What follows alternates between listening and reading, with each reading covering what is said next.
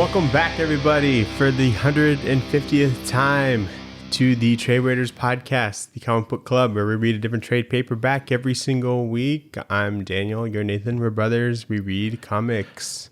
150 trades is too many, right? Well, yes, but we've only read 148 trades, so that's true. That's a good amount. Okay, yeah. So in 2 episodes we'll be focused. Yeah, we did have a one-shot episode.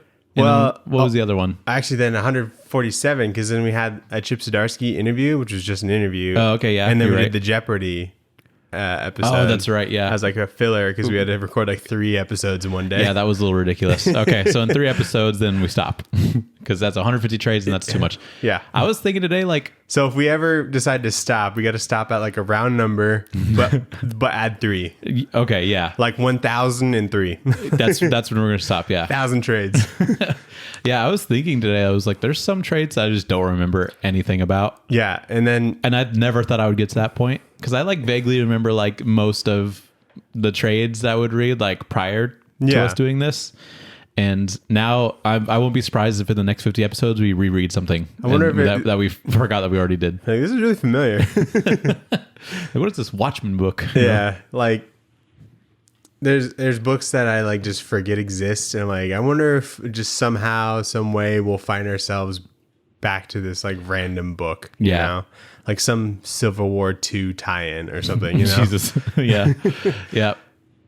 Yeah, we should do a tie-in month. Oh, fuck where that. Just trade tie-ins. I would hate that. We'd have to do like an event and then the tie-ins like that same month. That's not a bad idea. Yeah. But like a good event, which is... I like to have themed months where we can read some shitty stuff, but it's part of a theme, so it makes it okay. I think the horror month is like enough theme that we need. No, we need more themes. Reasons to read. We do the okay books. We do a romance book and then a Christmas book. That's a lot of themes. That's fair. It's just kind of fun to like go into an episode and not know what we're going to be reading the next one. You know? That's true. And also like... Because then whatever we're feeling that day, I like that as well. And also we like haven't read most good stuff.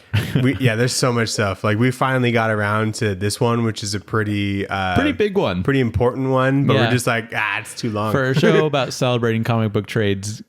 Taking 150 episodes to get to New Frontier is a little shitty. That should have been like maybe top 25. We're so shitty. Like, why would we wait this long? I don't know. But anyway, real quick, I wanted to give a shout out to our first YouTube commenter, Nathan. Oh God, it's another comic book podcast called The Long Box. Oh, hell yeah. Which is a great name. Good name, yeah. Yeah, they're like what you're doing. We also have this podcast because they commented on like Old Man Logan, and they're also doing an Old Man Logan episode. Oh, that's so weird. Yeah. And I listened to it. It's a good podcast. It's like, I'll have to check them out. 2 friends. I think they're younger than us, but like it's basically just one guy explaining the comic to the other guy, which is kind of fun. That is pretty funny, especially Old Man Logan. He does have a lot of questions though, so I'm like, but all right, yeah. Shout out to Long Box. That's cool. Yeah, I'll have to check them out. Yeah, I listened to like the Civil War episode, and so it's pretty good. Very nice. But we have segments for the 150th time. We haven't had segments the entire time, so. No. Oh, well, we've done news the whole time, haven't we? Our first episode, we go straight into the book. Oh yeah, our first episode was the Wild West. Now there's order, okay? Yeah. There's governance. Yeah, for roughly 150 times we have segments. Yeah. All the news, you can catch it here first. Or probably last. Probably last, yeah. This will be the last you hear of this particular news, probably. But unrelated to comic book news, Nathan, the Super Bowl is this weekend at the time we're recording this. Mm-hmm. And The Last of Us normally comes out on Sunday, but it'll be coming out on Friday this week. Let's go. I did hear about that. Yeah. Because I was like worried. This is the only what if I go on Twitter and it's spoiled? This is the only show in years that I'm like waiting to just like for the episode to come out. You know? No, I did that with lots of stuff. Well, like House of the Dragon or like Dexter. Even like The Boys, I'm like, okay, it came out this week. There's a new episode. I'll get to it in a couple days. Yeah, we did that with like most shows that came out the last couple years. Yeah, but I wouldn't like wait till like the minute it came out. I'd be like, okay, I have to watch this at some point in the next week. What about Invincible? Even Invincible. Really? Yeah. You'd sleep on Invincible? I not sleep on it, but I would just be like, okay, I got to watch this. That's but crazy. Like I think something about it being on Sunday and it's easier for me to watch. But yeah, I was worried that I would have to like watch the Super Bowl and then stay up to watch Last of Us as well. And I was like, I'll just have to figure this out. But no, it's not that late. Thank God it's happening on Friday. Yeah. But anyway.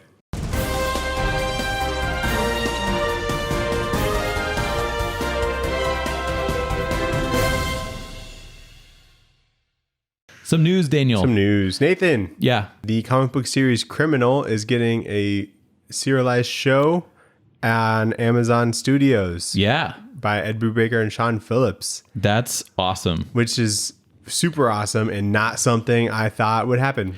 Yeah, because it's like, what is it? It didn't even, because it's just like an anthology of, crime comics and stuff like that. And people are loving anthologies nowadays. It felt like it hasn't even really been that popular, like currently, just in like the comics world. Because like when it came back, comic stores would just reorder their normal numbers for when it was there before, you know? And so it's not like there was any big, excitement for it to come back, And that's why they started doing the Reckless stuff, because it just was separate. Yeah. It was basically the same thing, I guess. Yeah. So is like My Heroes Will Always Be Junkies and is that all Criminals book? No. That and Pulp, that's like... Or are they... That's like it's not Criminal affiliated. Gotcha. Or that continuity. That's when they started doing it. Would be They're cool like, oh, wow, this like, is working really well. It would be cool to see like episodes that feature like those stories or characters or whatever. I don't know what their plan here is, but I'm pretty hyped about it. Because like if they had like a 10 episode series and each episode was like a different trade, because each trade is like a story, they'd get through it really fast, Yeah, so that's true. That's a lot of comics to burn through. Maybe like a trade a season or a trade half a season kind of thing. I think a trade season would be good because it would be... But then I think people would get attached to characters maybe, and just dump them. I mean, that's what like Fargo does. Yeah. Like, so that'd be sick. Yeah. Yeah. Amazon Studios got a Fargo. That'd be crazy. Yeah. Daniel, Supergirl World. So who said World of Tomorrow? Isn't it Woman of Tomorrow? Yeah. Okay. Supergirl, Woman of Tomorrow, Booster Gold Collections, and Grant Morrison's Batman sell out after the movie announcements. Yep. Crazy how that works when you just mention... If you're a big movie person and you're like, I like these comics, and then people buy those comics. No. They were announced to be adapted. Like James Gunn not made, like directly adapted, other than Supergirl Woman of Tomorrow, probably. But like James Gunn's for like Brave and the Bold, he's like the comics that influence some of the ideas or like the vibes for these movies come from like Superman All-Star, Batman, by Grant Morrison, Booster Gold from Dan Jurgens kind of stuff, and then people just immediately like go and buy them. So he's not saying that like I'm directly adapting these, but these are definitely like the influenced ones. I mean, he's posted about All-Star Superman before. It's not like that went out of print, So I just thought, that's not surprising at all, but it's cool that it's happening. And Tom King is definitely very appreciative. It seems like just following him on Twitter. Yeah. He's got extra like comics from Woman of Tomorrow, and he's signed all of them, and he like donated them to like Third Eye Comics or something, whatever the comic shop is that's near him. Yeah. And was like giving those away. So I think that's in DC or something. That's pretty cool. Nathan, sad news. Pennyworth, the origin of Batman's butler, has been canceled. No. How am I supposed to know his origin? Or how do I find out how he becomes his butler in this continuity? What if I just wanted to see him be a butler? Yeah. I don't know. Maybe he's a butler in the show. I don't even know. I don't know. It's crazy. Yeah, that's not surprising. Yeah, wasn't it just news that they changed the name, or whatever. Gave it a third season, and then I don't know. Maybe they're like, maybe this will change everything, and it didn't, and that's not surprising. So that's crazy. Daniel. Yes. Adventures of Superman, John Kent is a new book coming out from Tom Taylor and Clayton Henry, and it's John Kent Superman, but he's going back into the Injustice universe. Ooh. So that's pretty neat. Also, maybe some ties Blue to Superman or something. I think there's going to be some ties to Blue Superman because he's Electric Superman, whatever they call him. I think it's Blue Superman because there's a blue and a red. Okay. And so I think there might be some of that. Maybe that's how he gets in the Injustice universe. I don't know, but I thought that was pretty interesting. Nathan, I don't know if this was news or not, but Jock was making it seem like it was news because the book Witches is getting an adaptation at Amazon. Oh, is that what he was teasing? Yeah. I remember he tweeted something and I was like, okay, cool. Sequel to Witches. Let's go. Yeah, that's what I thought. Nope. So when does that come out? This year? Oh, probably. It's probably just really early in the works right now. Oh, so that probably makes sense. So it's still exciting. Amazon's really just going all in. Dude, it's like the boys worked out. Let's do all of it. Worked. Invincible worked. Let's go. Paper Girls, we'll try some other way. Some other books. They can't all be winners. But yeah, it doesn't surprise me. Hopefully they make good stuff out of it, you know? Yeah. Hopefully they, I don't know, put more budget into things that they have, like with others. Because they have Invincible too, huh? So they're kicking ass. They really are. Yeah.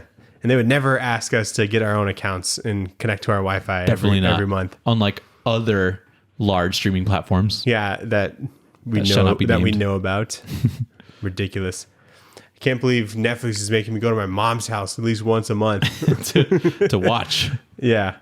Just announced today, this May, Al Ewing and an all-star lineup of artists are going to celebrate Nick Fury's 60th anniversary with a one-shot called Fury Number 1. And it's going to feature artists like Tom Riley, Adam Kubert, Scott Eaton, and Ramon Rosales. And it's going to talk about the intricate tale when Fury's son and successor, Nick Fury Jr., is targeted by a new foe. So pretty cool. I just like the team of Al Ewing and Tom Riley and doing spy espionage stuff. That's pretty cool. Yeah, that'll be nice. Yeah. I didn't realize he's been around for that long. I thought it'd be like 30 years or something. Yeah. But good stuff. I just saw this and I thought it was pretty interesting.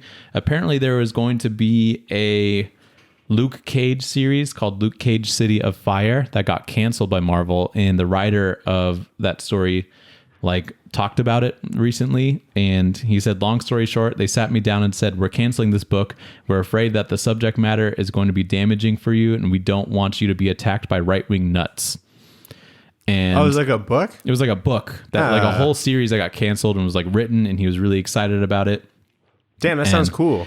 And yeah, I want it more now. I know. And so I'm like, what the fuck? And he's like, guys, I can handle myself. It's part of the reason why I wrote this book. I don't have any fear of right-wing nuts or whatever, but he has a sneaky suspicion it's Marvel thinking that it'll affect their bottom line or whatever. So nobody's come out and said that to him, obviously, but it was right around the Kyle Rittenhouse trial that they put that stuff into place, and then they canceled it. And so they didn't want any blowback, he thinks, from the Kyle Rittenhouse trial. So there's plenty of books that would anger right-wing people, that are it's happened before too, some Captain America stuff recently. It's just don't buy the book. You know? They won't buy the book. It'll get news coverage maybe, and that might help the book more.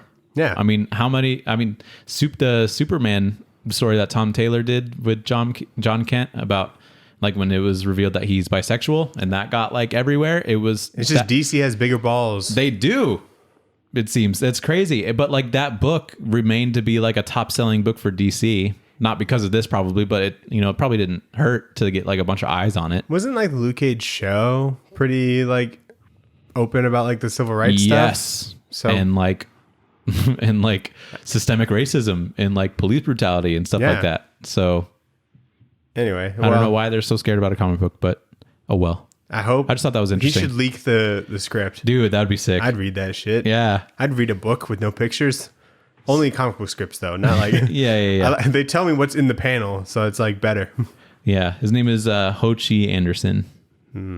Cool. We got a quick read today, Nathan. Quick old read. We read this week. We got the legendary DC's The New Frontier by Darwyn Cooke with Dave Stewart. Yes. And we've been putting this off for long enough. You know why, Daniel? Even longer. 500 pages. Yeah, it's a good 400 a story, 100 a back matter. We kind of shoot for 120-ish. That's sweet spot for us. Yeah, I love a good 120. Got plenty of time to read other things and do other things with our week. But I did not this week. Nope. Because of how much story and how much words. This book kind of feels like Watchmen but like in a brighter DC universe. Did you feel that at all? Yeah, and a little less pretentious. A little less pretentious and a little less like there's a dog that died on the street. Yeah, or whatever. yeah. So I think that that's really interesting and I say that because it involves like a bunch of characters that have their own like sort of story arcs. Yeah, and picks, and there's like newspaper bits. There's like news broadcasted story bits. Big thing at the end. Yeah, it like felt like a real like DC Universe book. It wasn't like specifically the Justice League or specifically any single character. And so it was cool that with all the jumping around and like coming back to stories, that really helped the flow and helped it feel really fresh. I think that Darwyn Cooke is probably the perfect comic book artist. Yeah, like it's really hard. Like because there was no panels I disliked. Like this shit is unreal. Nuts. But not only that, he like does every kind of comic in this comic, Yeah. Like there's like old like superhero stuff, there's new superhero stuff, there's like war comic stuff in here, there's like romance stuff in here that he like nails every single time, and it seems so effortless for him.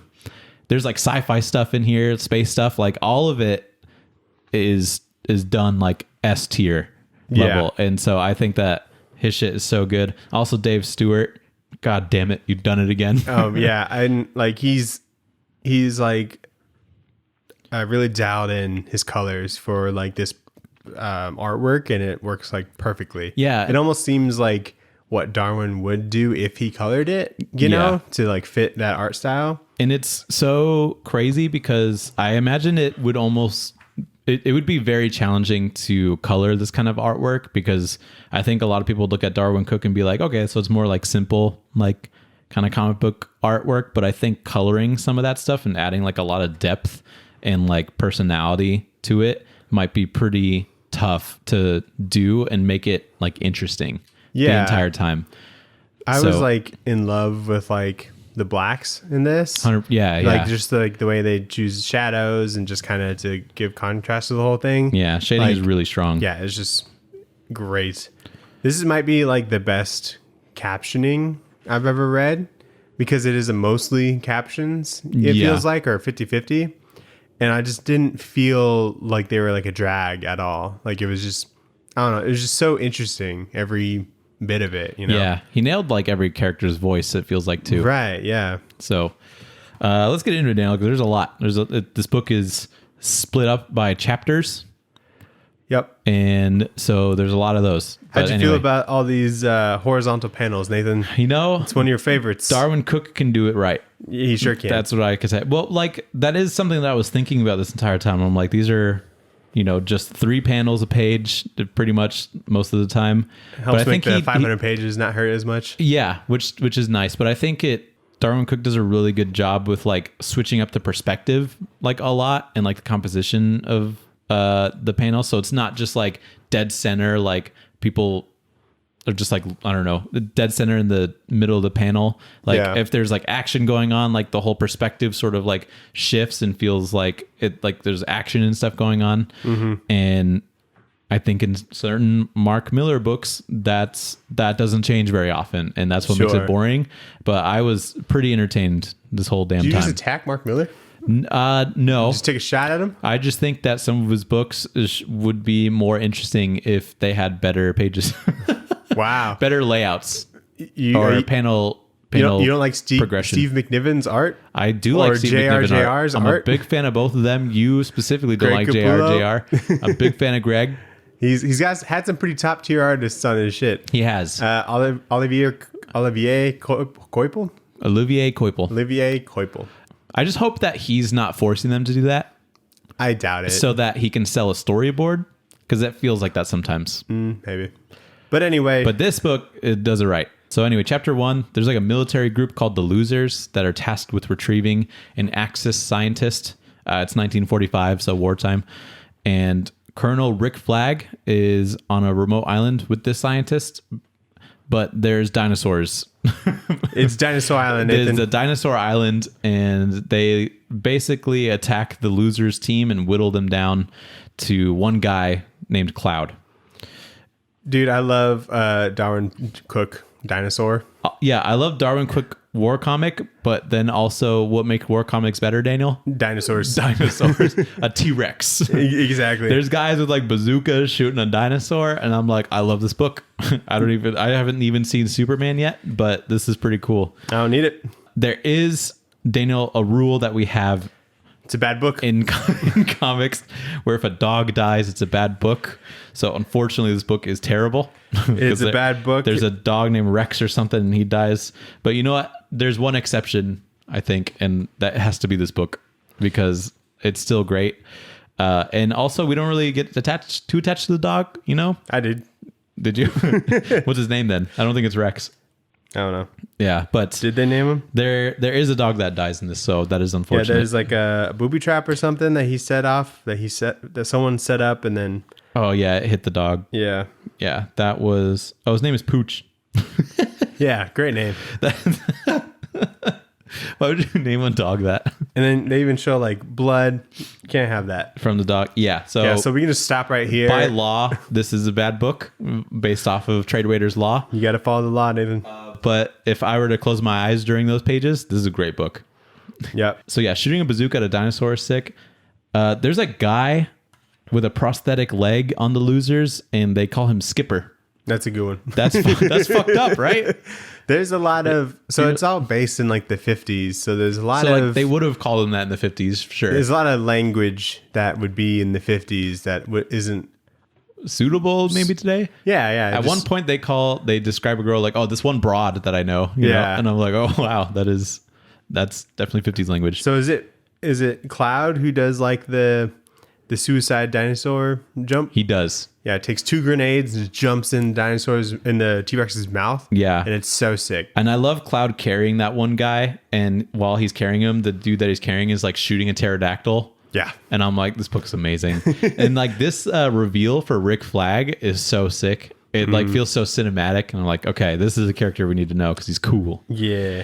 And so yeah, so when Cloud goes back to like their home base, he finds Rick Flag there. Cloud escorts Flag to a buoy to extract, but he stays to fight the T-Rex that killed his team. And so while he's like getting like position on the T-Rex, he hits a booby trap that Flag had set up. And so he's bleeding out clearly. And so he ends it all by jumping into the dinosaur's mouth with live grenades, which is fucking awesome. Yeah. And I'm like, this book, like this page of him like diving into the So dinosaur's sick. mouth, I'm like, holy shit, this is comics right here. Yeah, dude. I know you're reading digitally, but I would definitely recommend giving this a read in like the physical, just like having that be just like a whole page. Oh It's yeah, just, that's a sick page turn. It's just very nice. Yeah. And so then there's like a time jump to Cold War era. There's tons of like propaganda happening. The Justice Society and other supers are outlawed except for Wonder Woman and Superman because they registered. And then we see a young Hal Jordan meet his like pilot hero. And that's pretty much the first chapter. Yeah, he's like a kid here. Yeah, Or you said young, yeah. He's a wee lad. And then chapter 2, there's like some newspaper stuff pretty much the whole chapter. And so basically saying under new administration, vigilantism is illegal. It's like basically as bad as treason is what they're treating it as. And superheroes need to register with the government. The only people to do it were Superman and Wonder Woman. So it's pretty much those two people. And then the Suicide Squad will handle the rest. Mm-hmm. And I think I skipped the articles in this one, but I read them because they're not that long. yeah. Also, how do you see this panel of like the newspaper shit and think like, oh, I'm just going to skip past this? No, I looked at the pictures, definitely. Well, like the picture is cool. And I'm like, okay, what's the context there? Because it's very clearly Superman punching Batman. Did it tell you what happened? Yeah, it's like him trying to outlaw like the vigilante heroes or whatever. We find out later that this is staged and he like makes Batman get away, but they sold it as like he had some kryptonite or whatever, and he was able to get away with that. Right.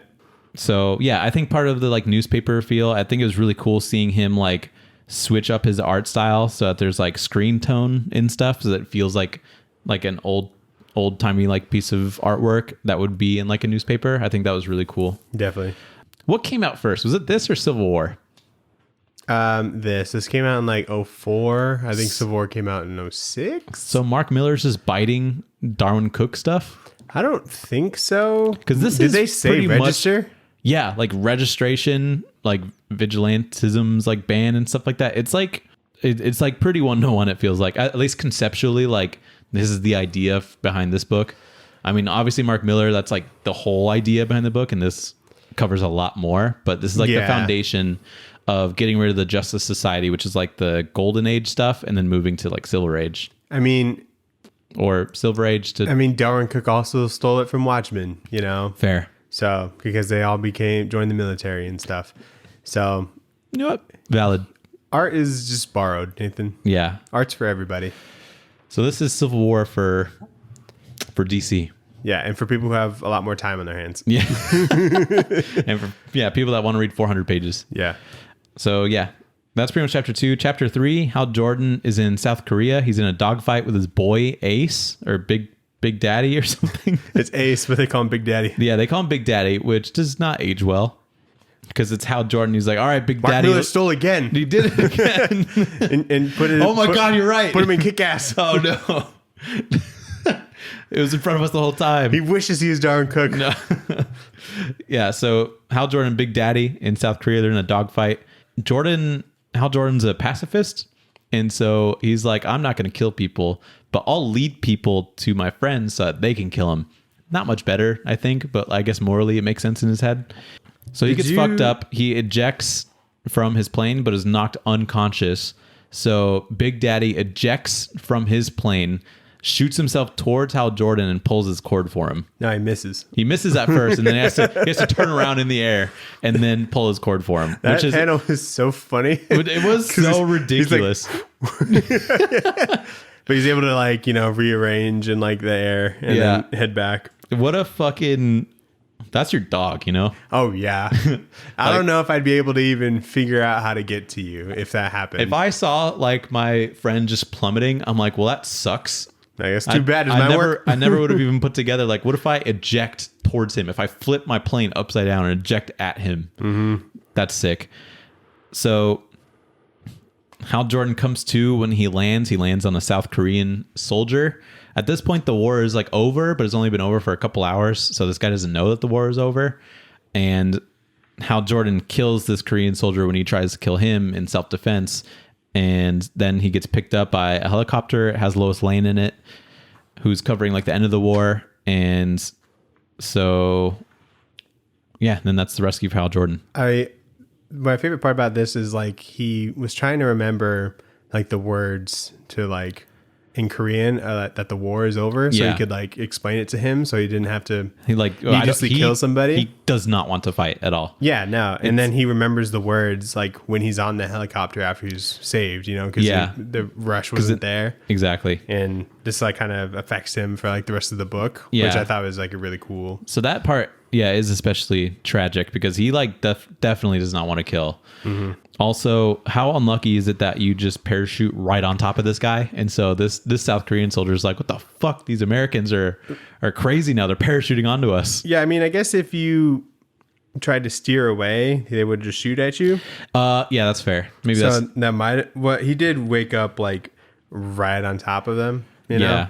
Also, like this gunshot like panel where it's like right on his face and he's like, I have to shoot this man, and then it's just like a red panel and it says bam. Mm-hmm. I'm like, damn, that is brutal. Yeah.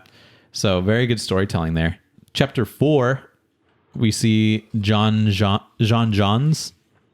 Is that what it is? Yeah. Is that how you pronounce it? Yeah. He comes to Earth and he's looking all freaky. He accidentally kills a man because he scares him. Kind of looks like Groot in a way. He does look a lot like Groot. So this is like the natural like Martian form. Yeah.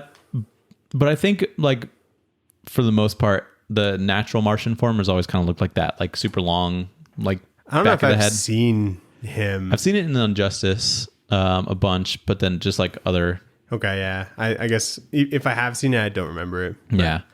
So Wonder Woman is like liberating some women that were enslaved to men in Cambodia. And she like lets them decide whether or not to kill the men. And they definitely do. And then Superman's angry because that's against the rules. Dude, this is like my favorite Wonder Woman design. Wonder Woman is phenomenal in this It's like book. perfect. It looks so good. I just love it. She's clearly like a warrior, and she's clearly like still very like snarky in like a way. She's got like a really fun energy to her. Yeah. And then she's like, she recognizes that these women are like enslaved. And so she's like, fuck it, let's just break them out, and then they can decide what they want to do, you know? Yeah. So that's super cool. So John Johns is a shapeshifter, and he learns to be a human through watching TV, as we all. Yep. Same. What a deep metaphor. He even like shapeshifts into Bugs Bunny, which I think is fun. That is really funny. I was like, oh, they're licensing issues? No, it's all under Warner Bros. Yeah, it's so all it's under perfect. Yeah. Yep. So did you watch the animated movie for this? I have not. No. Okay. I didn't so, have the chance. So I was able to squeeze it in. And I think they got like the Bugs Bunny voice actor to have him say something. No way. Like, That's awesome. During this bit. And I was just like, oh, cool. What a sick like, bit. Because they cut out like a ton. Oh, I'm sure. Like That'd be an 8-hour movie. Maybe like 40% of it is like in the movie. And so just the fact that this made it in there, I was like, oh, that's fun. Yeah. You know? That's cool. So yeah, John Johns then becomes Detective John Jones for Gotham, and his partner is Slam Bradley. And they go to a church to save a kidnapped kid from a cult, and then they see Batman there. Dude, and then isn't they Slam Bradley from the Gotham series? Yes. Oh my God, Tom King. I thought you came up with that. I thought he came up with it too, but no, Slam Bradley, he's a detective in Gotham lore. So Oh man, I'm glad that it's so valuable. I'm surprised that we forget books, because like we read them, we're like, okay, good stuff. And then we like also go over it again with each other on here. yeah. And we just like pick out all these little things that we missed. I wonder who created him. Slam Bradley? Is it Darwyn Cooke? Created by Malcolm Wheeler Nicholson, written by Jerry Siegel and Joe Shuster. Oh, it was in Detective Comics #1. So he's like always been a Because he's in Gotham, yeah. yeah. So we're just dumb, but Slam Bradley's still a sick name. So shout out to Great Jerry name. Siegel. They did it again, Siegel and Schuster. Yeah. This is way better character than Superman. I know, yeah. They got it right the first time. Yeah. Or no, I guess this would have been after, because I think Action Comics was first. Yeah, I don't know. yeah. I'm not a comic book historian. So did they write Detective Comics as well? Yeah. That's crazy. They started it. But they didn't create Batman, right? Nah. Who did? Bob King. Bob King, and Bill Finger. You're yeah. right. That's a dumb question. Come on, Nathan. Yeah, I know. That's stupid. 150 episodes. I don't even know that. So yeah, they save the kid. I like this Batman cowl. It's very ballsy and very tough, I'm sure, to make like the outward ears look cool. But Yeah. God damn it, Darwyn Cooke. It fits with like the time, you know, that this is set in, and it's very reminiscent of like the first Batman movie that me and you haven't seen, but it's like it looks like pajamas almost. Yeah, you know? exactly. But the ears are a little bit more erect and whatnot. but it is cool. I'll like read anything from Darwyn Cooke, like whatever style he did wants a to Batman do. book called Batman Ego. Yeah, I got it. It's over there. It's long, right? No, No? we could do it for like a week. Oh hell yeah. Oh yeah, that's a good trade size. Yeah, look at that. God damn it. Got it at Zia. What happened to the ears?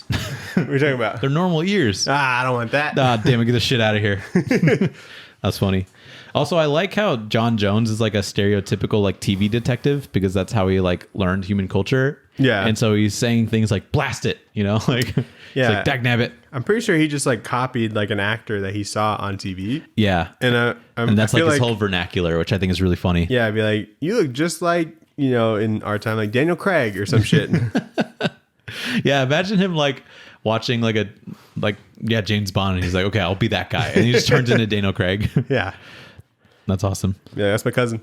So chapter 5, probably my favorite chapter. There's an awesome Wildcat scene where he's in a boxing match fighting this like young prodigy dude, and he's getting his ass beat, but he eventually like is like, I'm a boxer, I'm gonna fight this guy, and then he beats him and he wins. I'm obviously not doing this scene justice because there's a lot of tension that's built up. At one point he gets like knocked out for a couple seconds, and in his mind he's like in a pool and there's people like serving him drinks and shit, but no, he's like in the middle of a boxing match, and he eventually like beats his ass and he wins. And like this panel where he's like victorious, people are throwing roses at him. Why don't we do that anymore? Why don't we just bring roses places and throw them at people? Because I think that'd be fun. Dude, it's criminal that they like practically cut this scene out.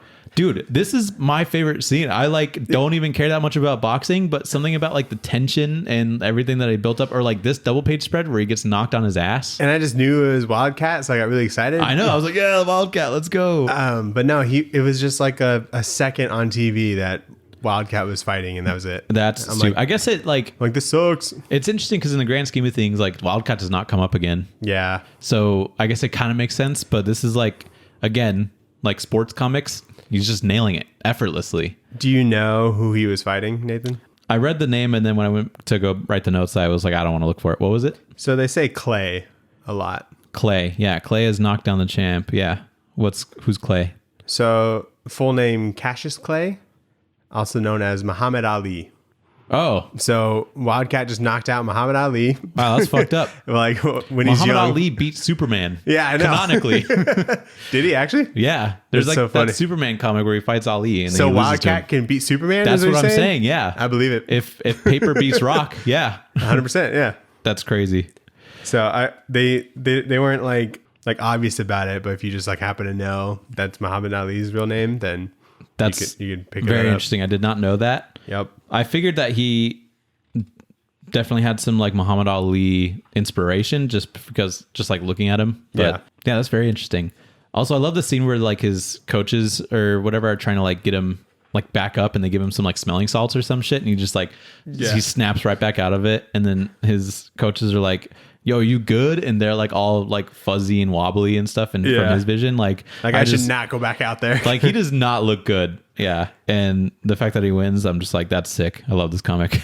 I think the best part of this book is just all the context, really, which I never think when I'm reading books, because like our favorite parts, like, you know, don't make the movie or aren't about like the overall plot. Essentially, it's just kind of this world building, you know? Yeah. And it's like, there's this superhero and this is how he gets started and stuff. Like he doesn't even wear like the Wildcat suit at all. No. A lot of these people, we don't really see them superheroing a lot. Like there's some Oliver Queen stuff that's about to happen. We never see Green Arrow really. I mean, we see him, but he's not like doing some action stuff. Yeah. We just like can pick up that it's him by like his name, you know?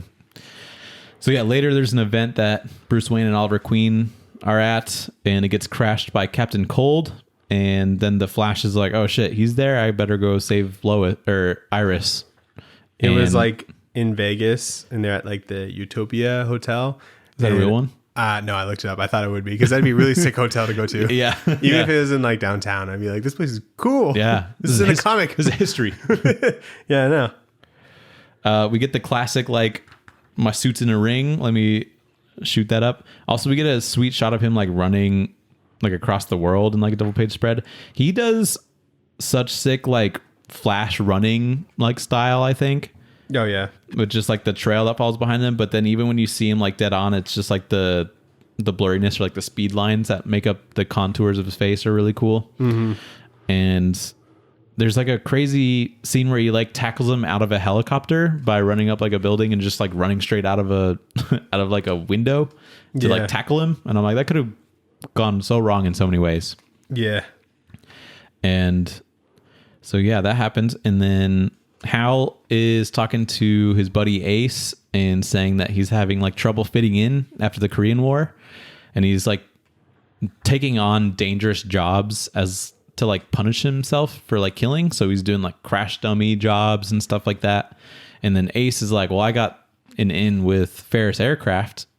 And then Hal gets super excited to like potentially work there. And I think it's really interesting seeing this version of Hal feel guilty about taking life, because normally he's kind of like a one-dimensional kind of character where he's just like blindly confident about everything. And so I kind of like that he's almost like the main character in this. Yeah. Would you say? Yeah, probably the most main character, the biggest arc. Like this is like context. This is like the best Green Lantern book. 100%. He's like, he draws some of the best Green Lantern stuff, and he like, just makes it look so easy. Like that page, I'm like, this is the best Green Lantern page that's ever been drawn. Yeah, I was like, this is incredible. I'm like I don't like the Green Lantern that much, but like reading like some of his stuff, I'm like, this is so good. Yeah. It is. It's quite incredible. So it like pisses me off in a way, because I'm like, we could just have this all the time, you know. But and this is like it's just one part of this story. Yeah. He made the best Green Lantern origin In a couple pages. Jeff Johns took like 50 issues to do that. And, whatever. So then there's also this dude that like has a dream of him crashing in a plane. And we're like, what the fuck is that? And then we go to chapter 6. And then Hal Jordan meets Carol Ferris over dinner and gets a job. And the riz on Hal is unbelievable. Yep. Because there's like a line where Carol like offers him the job, and then they're like, all right, let's drink. And then she's like, I don't drink with employees. And then Hal's like, oh, you don't drink with employees? Well, I don't start for 2 weeks. So we can drink. And I'm like, you know what? Valid. Yeah. Is this what Carol Ferris normally looks like? She doesn't have like the bob haircut typically.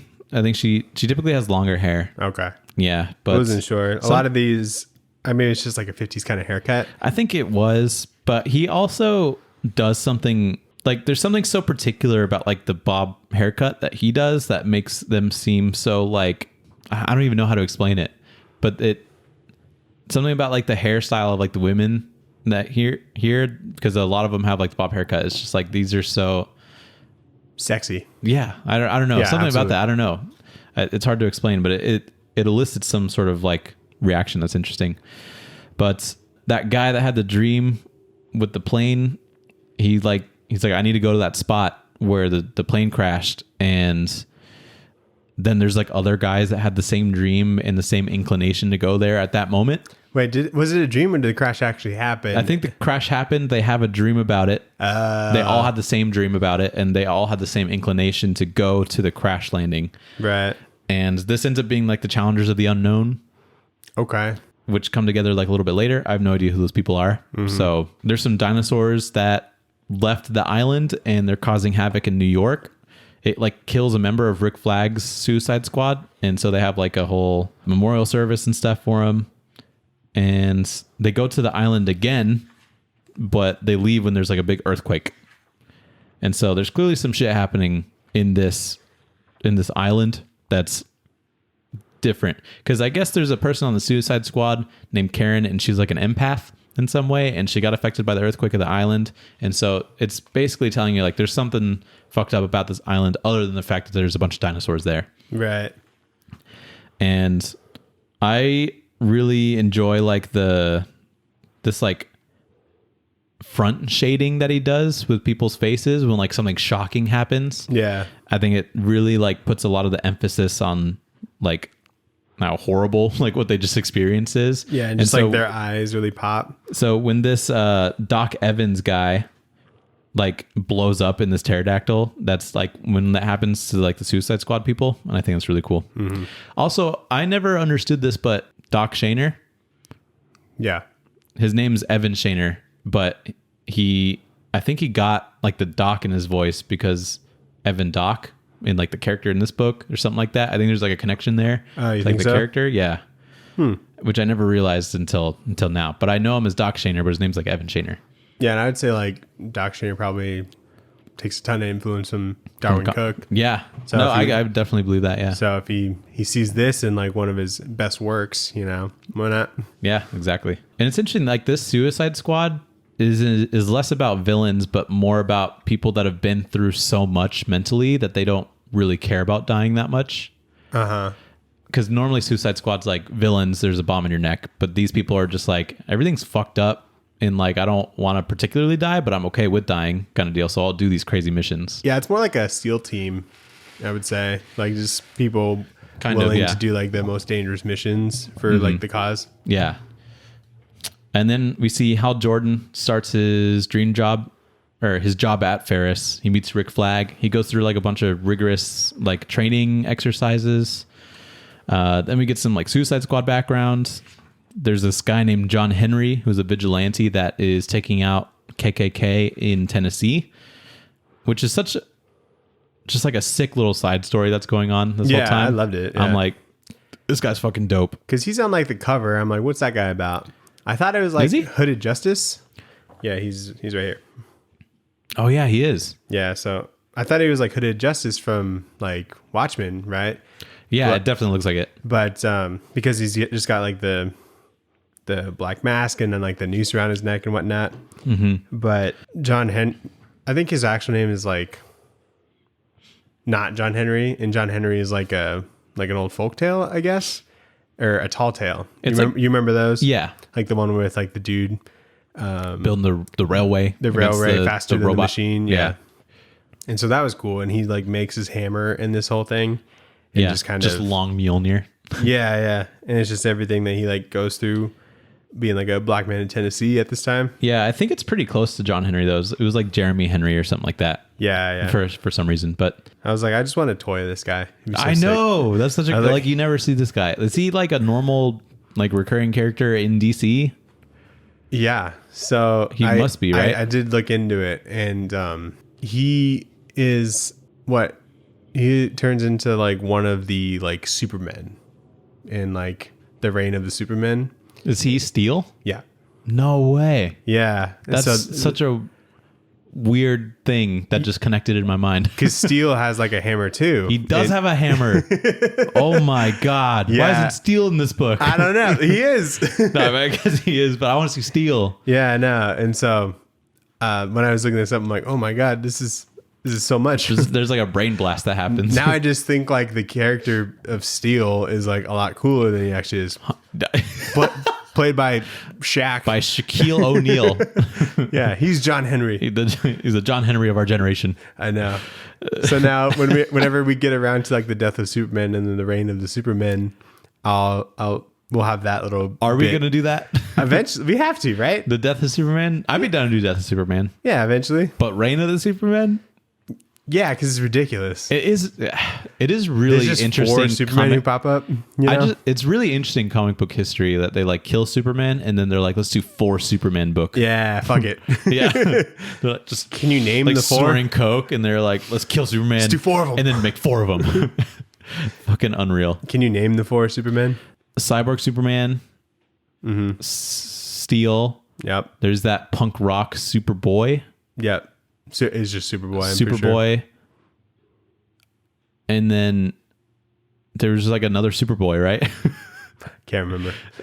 Yeah, Steel, Cyborg Superman, punk rock Superman. Oh, who's the one with the visor? Isn't that still like the Superboy? No, he had a name like the Destroyer or something. I think that's Cyborg Superman. No. Oh, you're right. I don't know who that is though. So, what the fuck? Did you know that Rainn Wilson played Lex Luthor in the Reign of Superman animated movie?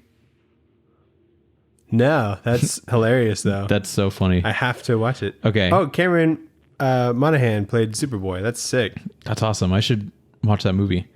So, Steel, Cyborg Superman, Superboy, Eradicator. That's what it is. Eradicator? Isn't that sick? That is bizarre. Yeah. Anyway. That's fun. Dude, the Green Lantern's in that movie played by Nathan Fillion. I gotta watch that movie. Neil Patrick Harris played the Flash in like the New Frontier movie. Really? Yeah. Dude, that's sick. 'Cause he was Nightwing really as well, right? I guess like once you're in one, you're in like a couple. That's awesome. Yeah, no, he's really good. I couldn't even tell. I love seeing A-list people. I just, because like they do the whole like who's in this movie before the movie thing, like the credits at the beginning of the movie. Oh, really? I'm like, Neil Patrick Harris. Oh, yeah. So, did you have to look up who he was, or were you like, I'm just gonna? I would not have been able to figure it out. He was trying to be not him, you know? Oh, really? Okay. So that's funny. Really cool stuff. Damn, I need to watch that movie. Chapter 7, Daniel. Let's get it. I like the name of this chapter. It's Paranormal Paranoia. Yep. Sick name. It's a good metal band name. Dibs. Oh, fuck. John Johns goes to see a movie about a Martian invasion, and then he's like, Earth has no fucking concept of what Martians are at all. Yeah. Like it's not supposed to be a comedy movie, but he's chuckling his way through it. And then back home, Batman confronts him and he's like, you're an alien, but you're not dangerous, I think. And I need help. Because there's that cult that happened, and he's like, I don't know what they're up to. I have this medallion. Figure it out. Yep. I love the art style, like the old-timey footage. It's kind of similar like the newspaper stuff, but he makes it seem like very black and white, very much colored to be that way. He does like a lot of really interesting things with like negative space and just like whites in general during this whole sequence. So I like that he's just able to switch up his art style and just nail it every time. Oh, yeah. Also, I fuck with this interaction between Batman and like Martian Manhunter. Yeah, he's just like super down to talk to this like Martian. Because he's like figured him out. and he's just like been studying him from afar, like clearly to make sure that he's not a threat to Gotham or the world. And he's like, this guy's just trying to figure it out, and you know what, that's fine. And then they like work together, and I just think there needs to be more stories with just those two specifically. Yeah. Wonder Woman gets a congressional medal and is put on vacation, but it's basically like a you should follow orders or you should fuck off kind of deal. Yeah. And so she fucks off. And then Hal Jordan is shown the real Ferris operation, which is an underground space program.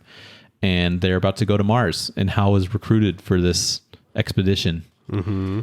So that was something I didn't expect, because I've always known Ferris Aircraft is just like the place, the Air Force place, they fly some planes. Yeah. And then all of a sudden they get into an elevator and there's like a whole NASA program underground. So I'm like, that's interesting. John Johns opens a book from the cult, and he learns about the island with dinosaurs and discovers that there's a dark force already on Earth trying to bring extinction. And so he's like, that's not good probably. And then also the Flash gets attacked by Gorilla Grodd. This was a interesting design for Gorilla Grodd, because he's not that big. He looks kind of funky. He looks more like a monkey. Yeah, he does. The one thing that is better about the movie is that Gorilla Grodd is just like really big and just looks like more of the shape of Gorilla Grodd. Yeah. He does have the same like face and cape thing. Mm-hmm. But yeah, this was like, there's thousands of panels in this book, and this is the only time I'm like, that looks a little off to me. Sure. But I guess we're just I'm so used to just like, I don't know, like gorilla. the animated like Gorilla Grodd and like like Injustice I think he comes into, but like it's just like, or like the Flash TV show, they just like get a gorilla. Mm-hmm. Well, they don't get a gorilla, he's obviously CG, but like I don't know. And then I see this and I was like, okay. And he's also got this weird beard, and I'm like, gorillas don't have beards like that. It's like a Fu Manchu beard. Yeah, that's interesting. But I really enjoy this Gorilla Grodd effect, where he's like using his mind powers or whatever to affect the Flash. Mm-hmm. I think the coloring there specifically is really good. So that was cool. Some great Dave Stewart stuff. But Daniel, chapter 8 turns out it's not Gorilla Grodd, and it's a guy named King Faraday, who's like part of the government or something, and he's trying to capture the Flash because he's a vigilante, and that's no good. So he captures him in a net, and he tries to like take him in, but then the Flash phases out and escapes. And then Faraday also covers up a scientist that went rogue, saying that the government is planning a mission to Mars because of Martians that made contact with Earth. And it's kind of ironic because he's telling that to John Jones, the guy that's a Martian pretending to be a detective. Yeah. So crazy coincidence there. But King Faraday like covers that up, and he scoops him up, and he's like, this guy's crazy. Don't even worry about him. I'll take care of him. Yeah. Don't even worry about it. This guy reminds me of like Steve Buscemi. King Faraday? No, the guy that they're interrogating. Oh, that's funny. We see Commissioner Gordon for like a couple panels, and he looks, because he works with like John Jones. Yeah, and like Slam Bradley and all that. I was like, oh, cool. I hope we see more of him. Yeah, nope. I know. Nope. And I always see Commissioner as just like a ginger dude, so seeing him look like the dude from Pink Panther. Why am I spacing on his name? Jacques Cousteau. Yeah. What's the actor's name? Steve Martin. Yeah, thank you. Legend. He kind of just looks like Steve Martin here to me. That's so funny. Yeah, so I think it's really cool because I think that this scene is really good as like a detective or like a police sort of comic, like a crime comic, because there's like these panels where like the dude that's being interrogated by John Jones, there's like a top-down view of like the light that's like shining on the table and stuff like that. And then in a couple pages, it switches straight away to like a sci-fi book where there's like a test that's happening on their like expedition to Mars. And so there's people with like these big fish dome helmets and shit. And I'm like, how did you go from like a really good crime detective comic to just like people in space pretty much? Yeah. It's so fun. Like how they're playing asteroids on the spaceship. Yeah, they are doing that, aren't they? That's kind of funny. Yeah. But yeah, I think it's cool. It seems so effortless to just go between the two. But Hal gets kicked off the Mars expedition for not following orders, and he's like, these warnings are just a suggestion. The Hulk can take it or whatever. Yeah. And so he gets kicked off, and then John Henry is killed by the KKK, and the news is broadcast all over the U.S., painting him as a hero for what he was doing. there's an N-word thrown in here. Threw me off. There's a little white girl. She's looking at John Henry. Yeah. And John Henry's like, you need to help me. And then she's like, he's over here. Yeah. And I was like, whoa. Yeah, there's a couple slurs in here. They said bastard earlier. That's not a slur, but like I was just like, oh.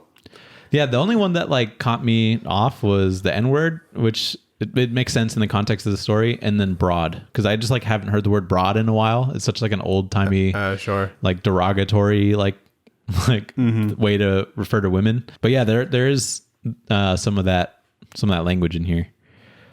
So Wonder Woman is in Themyscira. Superman shows up and he's like, why'd you leave? And then she's like, the US just doesn't want me doing my thing. It didn't line up with their American agendas.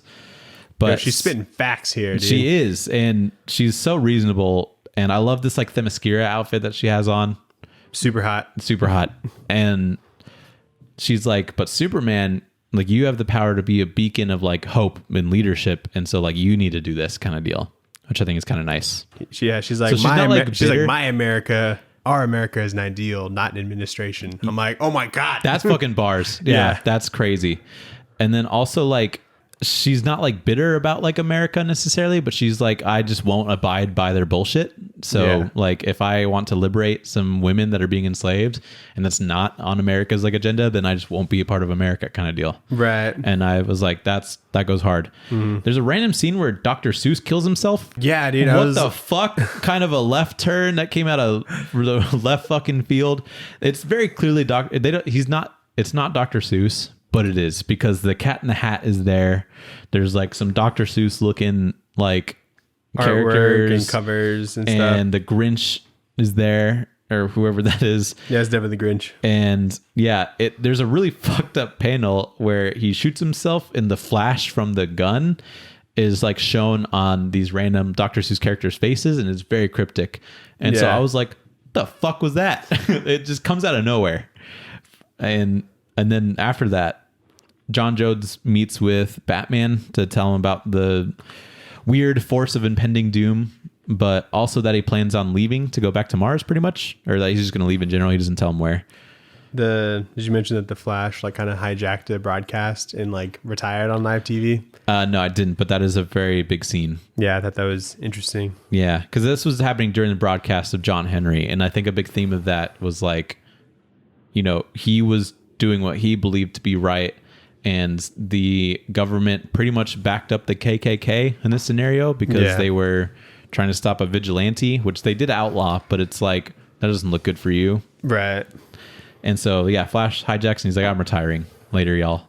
I think it's really sad because like John Jones is right about like human paranoia being like the source for hate, and like he will clearly like never be accepted there.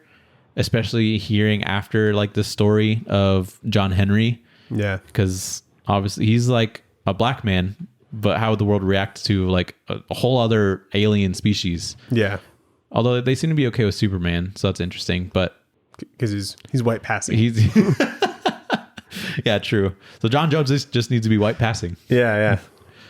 So Chapter 9, the Mars mission is about to set off. John Jones wants to phase into the rocket going to Mars so that he could just go back home. He's going to hitch a ride pretty much.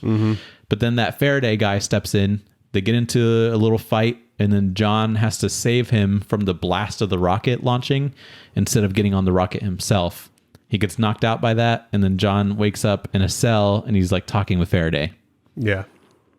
So there's some like pretty incredible storytelling here.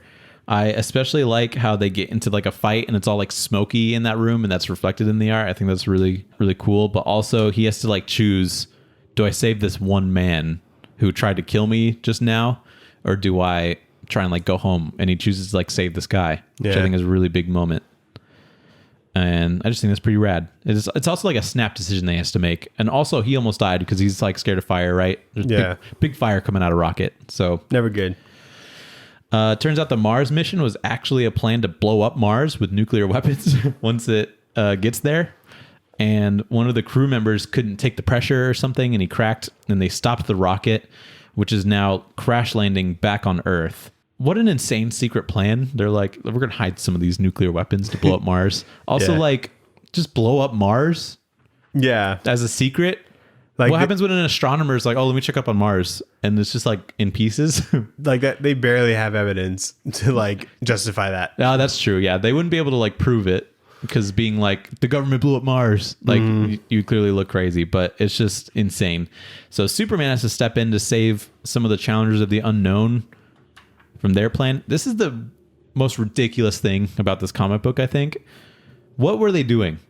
There's some guys from the Challengers of the Unknown. They fly up on a jet and then they hook themselves onto the rocket themselves, but they're like in spacesuits and they're like, oh man, it's getting really hot as we're re-entering orbit. Yeah. And I'm like, yeah, what was your plan? But like, it just the most, I can't even explain what they were trying to do. But Superman has to step in after getting punched by a couple robots. He was like busy for a little bit. Yeah. He has to step in and save those guys from the Challengers of the Unknown, and then Rick Flag detonates the bomb so that it doesn't destroy the Earth. And there's like a surprise romance between Rick Flag and Karen to me, which I thought was interesting. I guess they're married. I didn't expect it, but I thought that was kind of, what a sick page though. Great page. Oh my god. That's like one of the things, like this is such a, just like one color in blacks. It's so sick. Yeah. He would kill it in a romance book. For sure. Because every page where there's kissing, I'm like, this is such a good page. There's a Catwoman book that he did with Ed Brubaker. That might be something close. 100. Yeah, we should read that. Absolutely. I think he did 2 Catwoman projects, actually. Probably. I'm okay with just doing a Darwyn Cooke month, honestly. Yeah. 100. It took this long. We should just read everything, get it over with. No, we gotta space it out, you know? Yeah. You can't just... Because then that's it. Yeah. Because of his unfortunate passing in 2016. Yeah, it's like Girl Scout cookies, you know? It's limited. If you eat them all in one sitting, then you're just done. I especially know that because I bought Thin Mints and they lasted 2 days. I've been being strict with myself and only eating like the suggested serving size, which is depressing. 4 cookies? That's a lot of cookies compared to the other ones. The lemon ones, the... Serving size is like 2, right? 2. It's just 2. Yeah, same thing with Samoas. So I just have like a little snack after dinner. I like started with 1/2, and then I was like, okay, I'm gonna leave this for tomorrow. 1/2 of a cookie? No, 1/2 of like the strip, the roll? whole sleeve. Yeah, sorry. So I started with half of a sleeve, and I'm like, okay, I'm gonna save the other half for tomorrow. I didn't even make it that far. That same night, I'm like, man, I want some more Thin Mints. Did you put them in the fridge? I put them in the freezer. Oh, even better. You blew my mind with that. Is it Because crazy? I thought they would have been as hard as like a hockey puck, but they're just as soft. Yeah, no, they're like little crackers. What's the science there? I don't know. I don't understand it. Not a lot of chocolate? Science can't answer it. They can't. Unreal. You'll never go back. Also, Green Lantern origin starts. So basically, the ring abducts him, and he's like, "There's a dead alien over here, and I have this ring," and that's it for this chapter. Do we see Abin Sur? We do. Yeah. When? Here? In chapter 10. Well, I mean, we see him in chapter 9, but he's very far away. He just looks like a pink man. Oh, there he is. Yeah. Okay. And I was like, is that all we're getting with his origin? Like at the time of reading it, because I'm like, not a lot of people know what his origin like it or like how he got the ring. So I was watch like, a movie. Yeah. So then chapter 10, he gets the ring from this dead alien named Abin Sur, who's crash landed on Earth, and he's like, Ring, you need to go find somebody that will be good with this ring. And so it goes to Hal, and he tries out the ring for the first time. He's like able to fly around with it. He like moves a mountain to cover up Abin Sur's ship, and he's kind of like got this new like revitalized destiny pretty much. So he's not like all depressing and wanting to kill himself through work. He's like a lot happier, which is cool.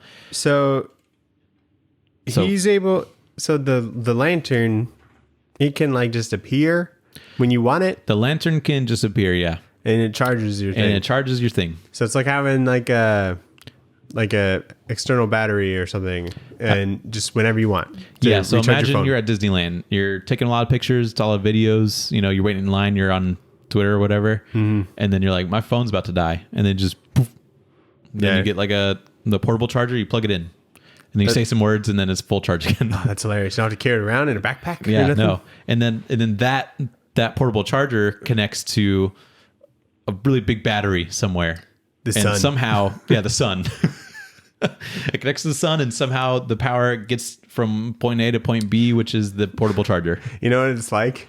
It's like that fucking thing you can get at Disneyland. It's like the portable charger. Yeah. That you pay like $30 for some reason, but Yeah. you can keep like getting new and new chargers. Pretty much. Your phone gets to be full charge all day. It's pretty much that, except you can pay $30 instead of having it choose you.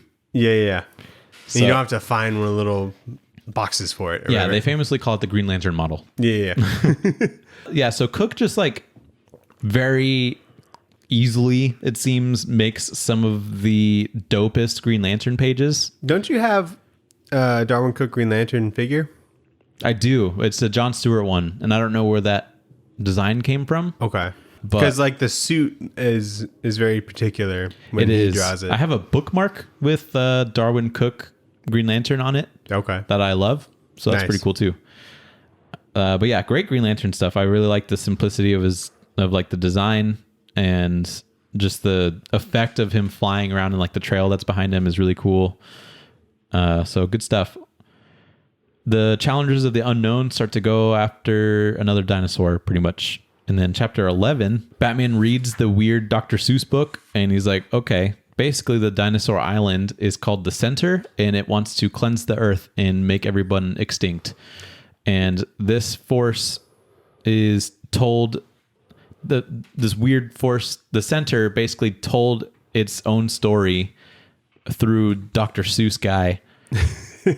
And I don't know why it did that, but Dr. Seuss guy's like, I need to just write down this story. Of all of the writers, Of all the writers, it's Dr. Seuss for some because reason. this story needs to rhyme. It does, yeah. And you know, there are some bars here that happen. But so Batman takes that info and is like, hey, Superman, this is like a job for you. Like, I got Robin, I got my own shit going on. And so he passes all this information to Superman. He's like, figure it out. Like, this is you. I don't know. What's funny is that the movie starts with this book, and they kind of Did Dr. Seuss shoot himself? Yeah. No way. Yeah, dude. Is it clearly Dr. Seuss? I think so. I think they had all the same stuff. And you're like, oh no. But like, it's like, a- did Dr. Seuss just kill himself? Yeah.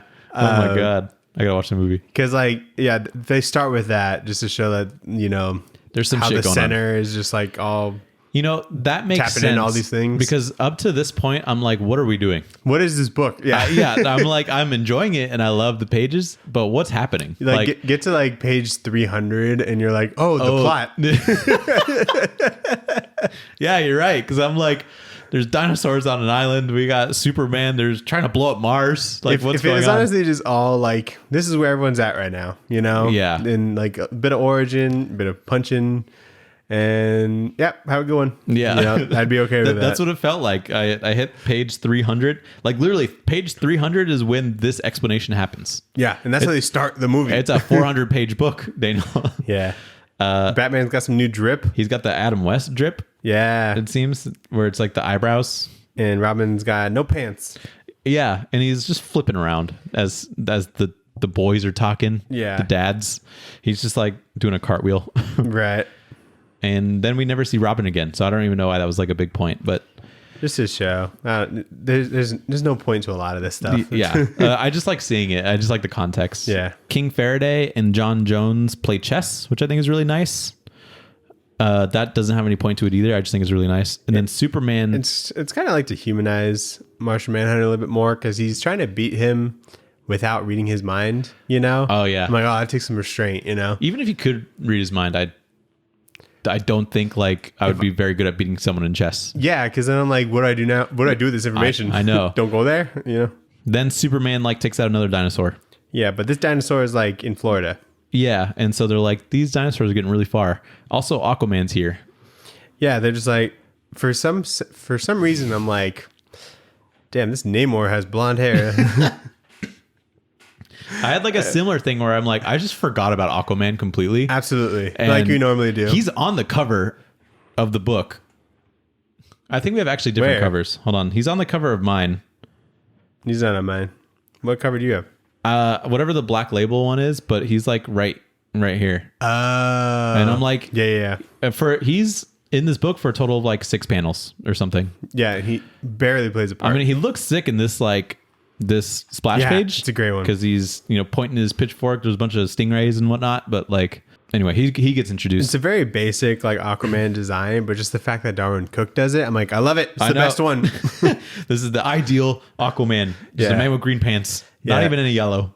Same with like the Green Lantern and his like romper or whatever. It's just like everybody else's suit. It's totally is the Flash wearing a romper?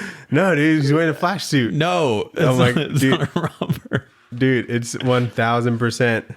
Is Superman wearing a romper? That's a romper, Nathan. You can't tell me it's not a romper. Okay, if it is a romper, then everybody else wears romper, Daniel. Nathan, no, not Aquaman. He's wearing pants. Okay, yeah, he's the one exception. Let's go back to Super or Batman. Batman, yeah, wears romper. Yeah, he's wearing a bat suit. Well, I mean, you don't get a good full body because he's in his cloak. Also, Superman looks normal. It's like the Adam West Batmobile as well, which I really enjoy. Dude, one of the best Batmobiles. It's so dumb, but it's so sick. Bring it back. The one with like the wings towards the back. This one has like the Batman face on it, like on the front of it. Oh, you're right. But it's not even like the eyes or the headlights. Like it's also got headlights. You know. You just want to be super extra about it. Who was Lucius Fox like? You want me to put what on the front? It's all about your brand, okay? I want them to know it's me in the car, you know? Exactly. They can't be scared of a car, so it's got to be the Batman car, right? Yeah. Anyway, chapter 12, the Air Force discovers that the dinosaur island's just not there. And they're like, shit, did we like misplace it? Or like, is our map wrong? And the guy's like, no, I've been here a couple times. It's just gone. And then Wonder Woman shows up in a bloody invisible jet. Which is so funny. This is not supposed to be funny, but she flies in like a bloody just cockpit. Yeah. And then Superman rips open the door. And I think that panel is so funny because he's just ripping open like a bloody thing. I did like the crash because you can see like the outline of it, you know, with like the zoom lines. It's like in SpongeBob when they crash the invisible boatmobile. That's what that reminds me of. Yeah. So yeah, that scene's really sick, but I think it was really funny to see Wonder Woman fly in like a bloody just room. Yeah. I love comics. And because like he's like, all right, her just invisible though. And then he's just like, let's just roll with it, you know? Yeah. Can't change it. Yeah. I don't have the power. So then canonically she's flying around and she's just like sitting there. Yeah. I love that. Like what purpose does that have? Did she have the invisible jet in like the second movie? Like 84? No. The invisible jet shows up in the DC's League of Super Pets. Oh. It also is in the Lego movie. Maybe that's what I'm thinking of. I can't remember. It's like the best joke because they're trying to get away. And they're like, all right, quick, everybody hop in the Batmobile. And then some people blow it up. And then Wonder Woman's like, all right, let's hop in the invisible jet. And the people like shoot at nothing. And then something explodes. And it's like the best joke in that movie. And it kills me every time. That's hilarious. Then we see Lois Lane. She's like on a plane with the Challengers of the Unknown. And she's like broadcasting this giant creature the size of that island. That's a little particular. It's now floating and swallowing up Navy ships and stuff. Mm-hmm. It's like 24 miles long or something like that. And this was like such a wild double page. What are you going to do? Nothing. This is such a wild double page spread. Yeah, it's like scary. It's too big. Like it's within the confines of my phone screen, but I'm like, this thing is too big. I don't even know what it is, you know? Yeah. And so that's so impressive that they're able to communicate that level of scale. And like, I'm just looking at it. I'm like, what am I looking at? It's so big, you know? So the style of like the broadcast footage, I like that they like draw in some static. I think that's really fun. Yeah. And so, yeah, chapter 13, in the wake of all that danger, the Flash suits up. John Jones steps in to help Faraday and he's got his like new Martian Manhunter look. I love this. Like, this is like one of my favorite panels, but he like puts sunglasses on himself. Yeah. And like a suit. Yeah. He just looks like a green Dr. Manhattan. Yeah, it does. And ready to do some like true detective shit or something. Mm-hmm. And then Hal steals a jet from Ferris Air and goes to like, he's like, I want to kill this thing now, me, pacifist Hal Jordan, because it's crucial for me to survive. So that makes it okay. Right. So this like Hal and Carol relationship is clearly like not healthy because one, Carol is her boss. His boss, sorry. And then Hal is keeping this Green Lantern secret from her, and he just like disappeared for like 2 days, didn't reach out to her. Then he wants to steal his jet. Yeah. But that kiss was fire, regardless. This is like one of the best pages. I know. For sure. It's like the jet priming about to take off and they're kissing right in front of it. I'm like, hell yeah. Love Yeah, good it's like, old aren't you Mary. going to say goodbye? And then, big It old, feels like big a old cheesy smooch. like romance movie or something. And Yeah. I love it. I want more. Nathan, real quick, we got a page that shows all the people headed to Cape Canaveral. Yes. Who do we got? Wait, is that this chapter that happened? Yeah, it's just before Is it he steals the jet. Wait, which one? Oh, okay, gotcha. Okay. So we have Green Arrow. Who's that? That's Oliver Queen. He shoots arrows. What's his powers? He shoots arrows pretty good. Pretty good. We have Speedy or Red Arrow. Oh, yeah, he's in on there that too. panel. I'm pretty sure at this point he was Speedy. Then we have the Sea Devils. Don't know who they are. Yeah, I guess they just got a boat. There's the people with a boat. And then the Black Hawks. So these people are for real. They were back when DC was doing like war comics.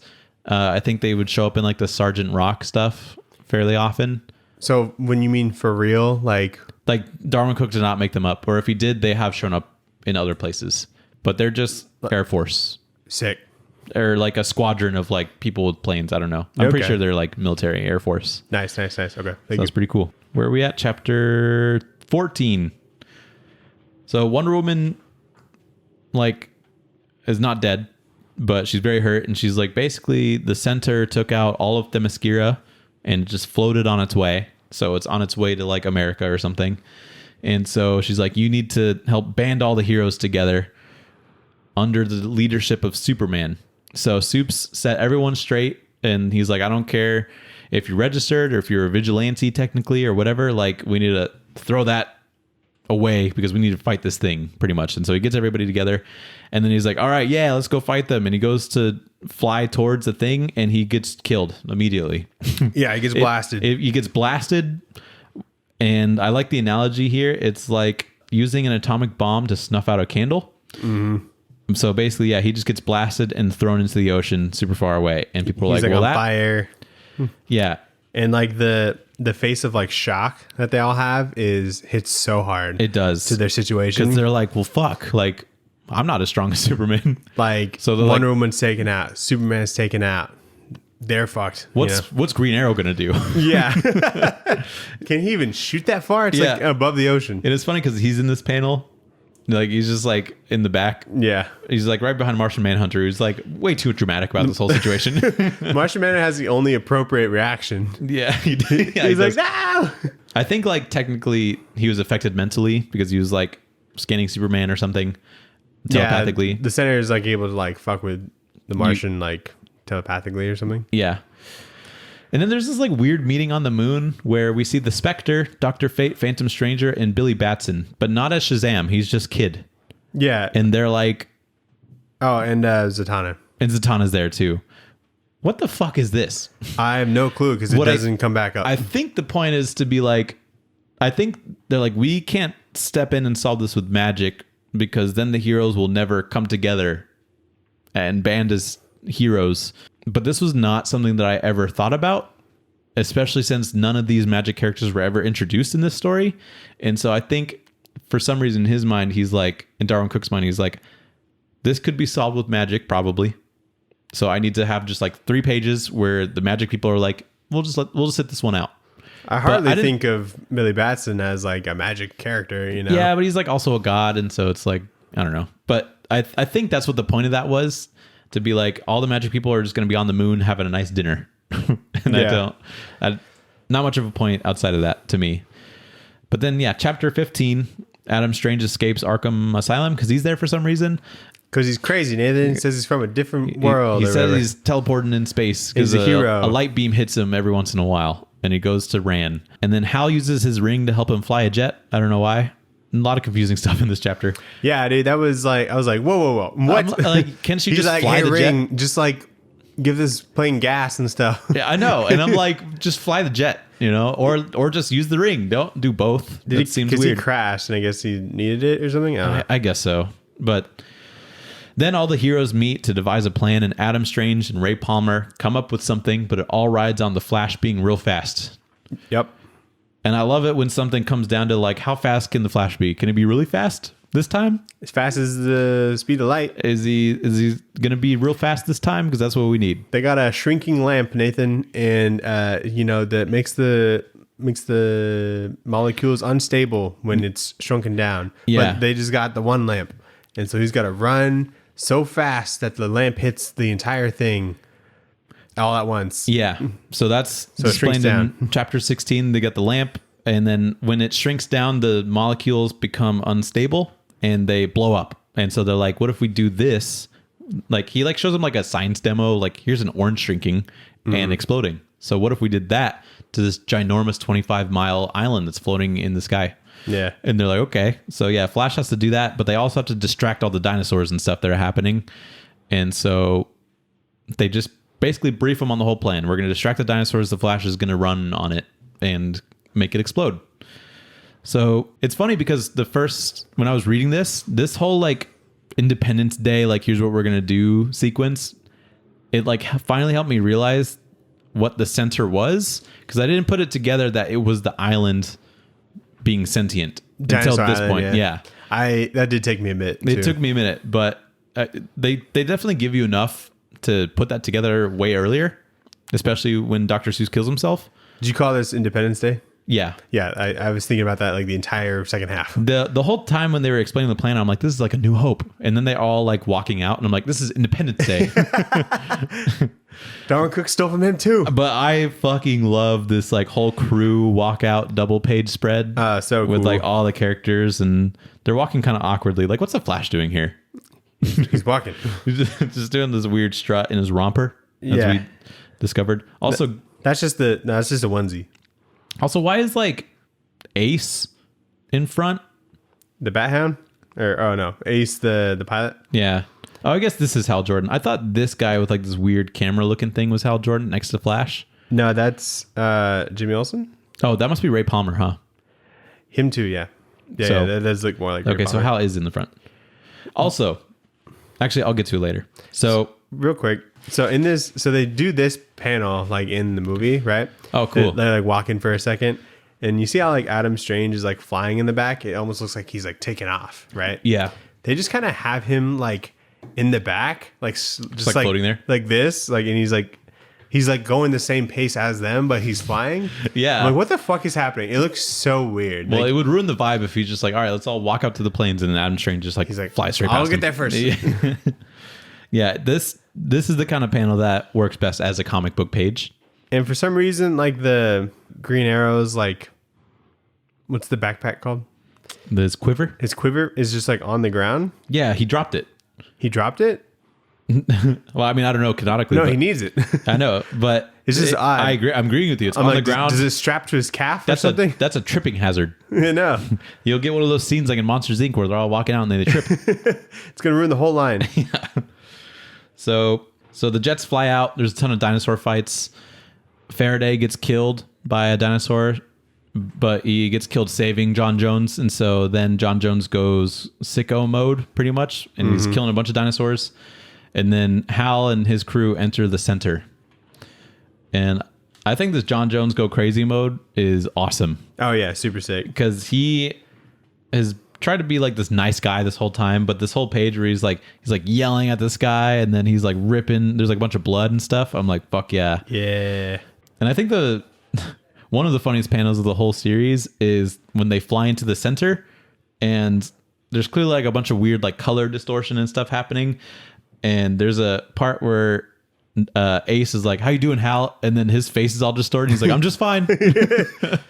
And it looks like a Bill Sienkiewicz piece or something. Yeah. Because it's all fucked and like deformed. And I was like, it like made me laugh out loud. They like change their voices to go like high and low and stuff. Oh, in the movie? Yeah. That's funny. It's pretty funny. This reminds me of the scene in Guardians of the Galaxy Volume 2, the better movie of the two. False, but when they're jumping, But when they're jumping through like the different like time jump things, and then everybody's getting all distorted. Super fun.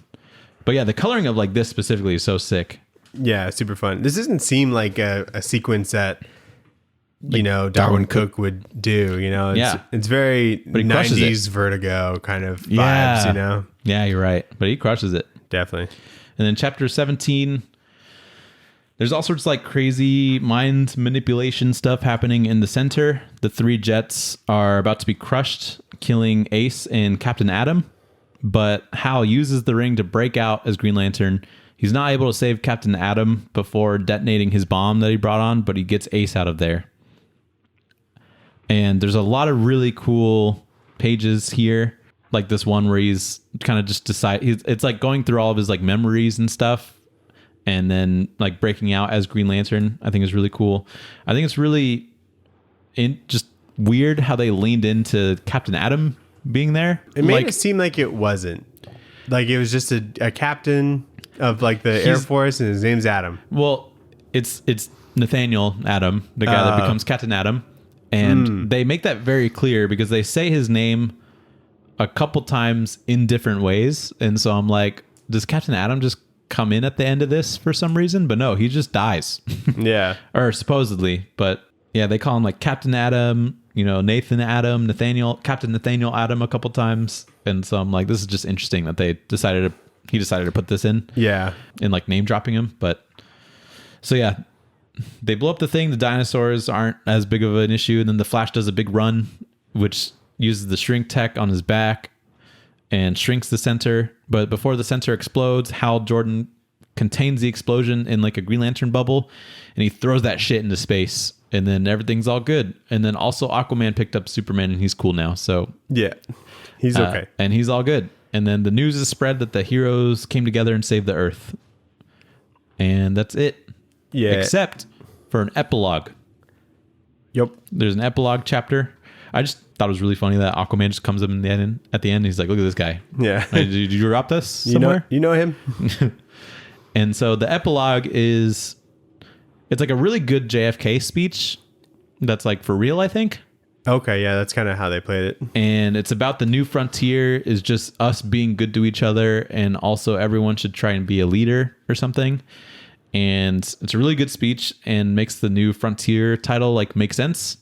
And they're like, also the Justice League is now a thing because they're fighting big octopus. And the Doom Patrol's in this. Yeah. I was like, let's go. He really touched everywhere, every corner of DC. Best part of the book. Yeah, where were they at again? Yeah, there we see Robot Man. The Metal Men, and then like and then the Doom Patrol, which was sick. Yeah, that was really cool. And do you know all these villains in this little panel here? Sinestro, Brainiac, Darkseid, Solomon Grundy, Mr. Mix's Pitalik, Gorilla Grodd, Catwoman. What? No, that's Cheetah. Black Manta, Two-Face. I don't know who the guy with the glasses is. Maybe Lex. Hugo, perhaps. Mad Hatter. And I don't know the rest. There's a guy with a beard. He might be a Manhunter or something. Maybe Rage with a helmet? No. And I don't know who the girl is, unless it's like Star Sapphire or something. But I knew most of them. Okay, yeah. Yeah, there's like the new generation of like heroes as well. So we see like Robin, Kid Flash, Supergirl, Donna Troy, Black Canary's there for some reason, but then Red Arrow, Superboy, or Aqualad maybe. And then this double page spread where they're all like flying somewhere. I don't know. It doesn't matter, but it looks really cool. Yeah, good stuff. And that's the end. It sure is. So let's get into Back Matter Matters. Back Matter Matters. So we got about 95 pages of back matter here, Nathan. Yeah, it's a huge back matter. And I didn't get to like all of it, but don't worry, I did. There's a cover gallery.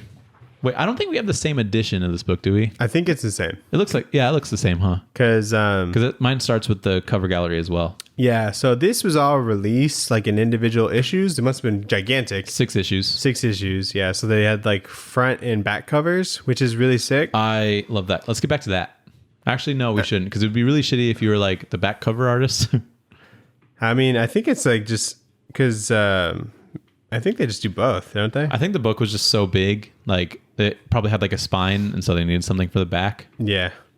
But what was cool about like the main title sequence of the movie is that they incorporated like these covers into it. Oh, nice. Which is really sick because I recognize like the Jordan helmet. Dang, and that's stuff awesome. Like that. It seems like a passion project or someone for someone at Warner Bros. Yeah, I guess so. That's pretty cool. Yeah, I definitely recommend the book more than the movie because the movie was definitely kind of like a summary of it, and Sure. the animation, like the artwork in it, just looked like normal animated movies. Okay. You know, like it didn't look like Darwyn Cooke stuff. Gotcha. You know, so that was kind of a bummer. That's a bit of a turn off. Yeah. Because that's like 90% of what makes this book so great. You know. Yeah, definitely. And so when they don't have that, and it's just the Independence Day storyline. I'm just like, okay. I do not care if this is anybody else. Yeah. Literally anybody. It could be like Gary Frank, and I'd be like, this is cool. Yeah. But why? Yeah. You know? Yeah, I get it. So yeah, a bunch of covers. So I mean, there's some of Wonder Woman, you know, Superman punching Batman. John Jones is one of them. The Suicide Squad's there. This fifth one's pretty good with like the little spiral staircase looking thing. Yeah. Yeah, pretty cool. This is a back cover, which is criminal to me. Okay, that's your wallpaper, isn't it? No, I have a different Darwyn Cooke piece for my PC wallpaper. This one might be my phone wallpaper now, though, because this is sick. You know, I think I did have this as my phone wallpaper for a little bit. Good. Put it back. That's what I'm saying. It's the best. And then there's like annotations from like all the different chapters and like kind of where he got all the inspiration for the different stories. From That's all these. really cool. Yeah, I didn't read this. I just kind of flipped through that. But I kind of want to go back and read it because there's like I read through some of them, and he's like, these are the best 4 pages of American comics I will ever do. This page is 38 through 41, and I'm like, hell yeah. But it's interesting, like how he talks about like the process of making the book, and he's like, it was very bold of me to open up a story about how the Justice League came together with like 40 pages of a war comic. Yeah. And I'm like, I agree. Because I remember trying to read this once before, and I didn't get past the loser stuff. Not because like I didn't think it was good. It was just because like just a little confusing. I got distracted maybe, and yeah, it's just like it didn't get into like the main Justice League stuff that I thought I was getting into. Mm-hmm. So there's a lot of some of the inspiration behind some of the stuff. He clearly like takes designs from, you know, older like Wonder Woman issues and stuff like that. So the annotations piece seems pretty interesting. We got a sketchbook, which we love that. I think that's always prime back matter material. Absolutely. Especially from Darwyn Cooke. So we get a sketchbook. Yeah, like it's just like a bunch of little Sharpie things, and it looks incredible. It does look so like cool. This woman right here, I don't know who that is, but it looks so good. I don't know either, but she seems American. Yeah. Some Green Lantern designs. He said Hal Jordan was designed as a cartoon of my favorite 50s actor, Burt Lancaster. I wonder if Burt even knows. Probably not. But and there's all these like little mini covers. I think they're like concept art or like... Yeah, he mentions that like the original idea of the book was to stylize it in a very Kirby, like Jack Kirby way. Yeah. And then he's like, this is a long book. Maybe I should do it in my style. Right. So I'm glad they did that, but this is like an example of like his Kirby Superman. Yeah. Which still looks pretty good. I would have read the whole thing like that too, to be honest. Definitely. The John Henry design. Just a bunch of headshots, which are pretty cool. I think like with his art style, it's really hard to be able to differentiate some of the characters if you don't do it right. But it like works. Like when you separate like Lois Lane and Carol Ferris and Selena Kyle, you know, it seems to like really work. Maybe that's why he did that with Carol Ferris, to like have the bob cut thing, just to help differentiate the people. Yeah. There's like a Challengers of the Unknown thing, and he's like, I could not draw the Challengers enough, and I'm like, you know what? Good for you. Oh, okay. So he's a big fan of them. He says like the real people were the most fun to draw. So just like the typical like losers characters or the Suicide Squad characters, he enjoyed doing that the most. Oh, that's bizarre. Which is cool. And what are these? Are these just like random promo images? What are you looking at? Sketches? It's like this. Yeah, I think maybe just like concept stuff, you know, potential covers. Mm-hmm. And whatnot, but they just kind of throw in a bunch of stuff. He says there's like some different designs for Wonder Woman, and these are all banger. But he's like, I'm most proud of like my Wonder Woman design, pretty much. Yeah, which I agree is like pretty incredible. So he did a great job. Love it. There's some like behind the scenes stuff. So he's got some of the thumbnails for like the entire first part with Dinosaur Island. Then we get the sketches to the inks to the letters to colors, which is a really great process page. Oh, what a treat. Yeah, super nice. There's some cut pages. Like he did pages that just didn't make it. Which is insane. Which is bizarre, yeah, because there's so much in here already. It's you crazy. You already got 500. Just I know. Just throw a couple more in. Exactly. We're still going to read it. Some sketches. There's like a layout for how he planned on ending the series, which is just Superman and Aquaman being like, the Earth's a crazy place, isn't it? And they're just like on a beach drinking a pina colada or something. Out of a coconut. And he quite literally says like, it felt kind of gay. And so I didn't want to do it, but not because being gay is a bad thing. It just wasn't the vibe that I wanted. And so that's why he just shows up at the end. Yeah. And he's like, I have Superman here for you. But I would have loved to see this. I think this would have been a good ending. Yeah. Yeah. Some more covers. And then there's like a whole bit on like the making of like the animated movie, which is pretty cool. And how they made like New Frontier action figures and stuff like that. So it's spans beyond the comic itself, which is really interesting because I don't think we've seen that in back matter. Like how obviously this is like a collected edition. It wasn't like the first collected New Frontier edition, but I think this is interesting back matter. Definitely. And an afterward as well. And then I didn't read this yet, but he did to promote the Justice League New Frontier animated movie. He did a New Frontier one shot. And he was pretty much like, I will never go back to New Frontier because he didn't want to do like a go back to it kind of deal. Sure. I was about to say he didn't want to like do a Watchmen type thing, but I think he also did a before Watchmen book. Yeah, I did the Minutemen. The Minutemen, yeah.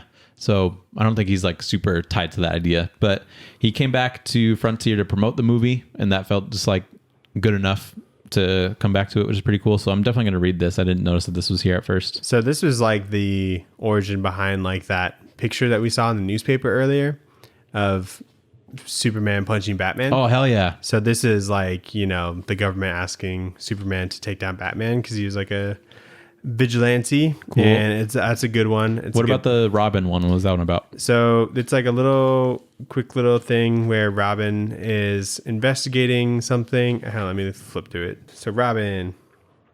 So somebody stole like some parts from like some car parts or something. And he's involved in this like drag race thing. And where like one of the cars was like rigged to explode.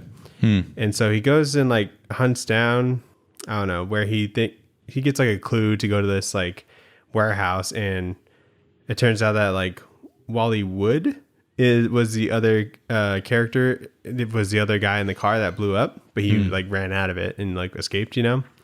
And they both take down, you know, these guys that were stealing some car parts, and then that was that. Oh, okay, nice. This Wonder Woman one I actually liked a lot. I didn't think I would like it, but it was pretty good. What was this one? So it's like Wonder Woman and Black Canary, and they're fighting these. Damn, she's thick. She is super thick, and they are like fighting these like henchmen that are rude, and they see this like magazine, like a nudie magazine or whatever.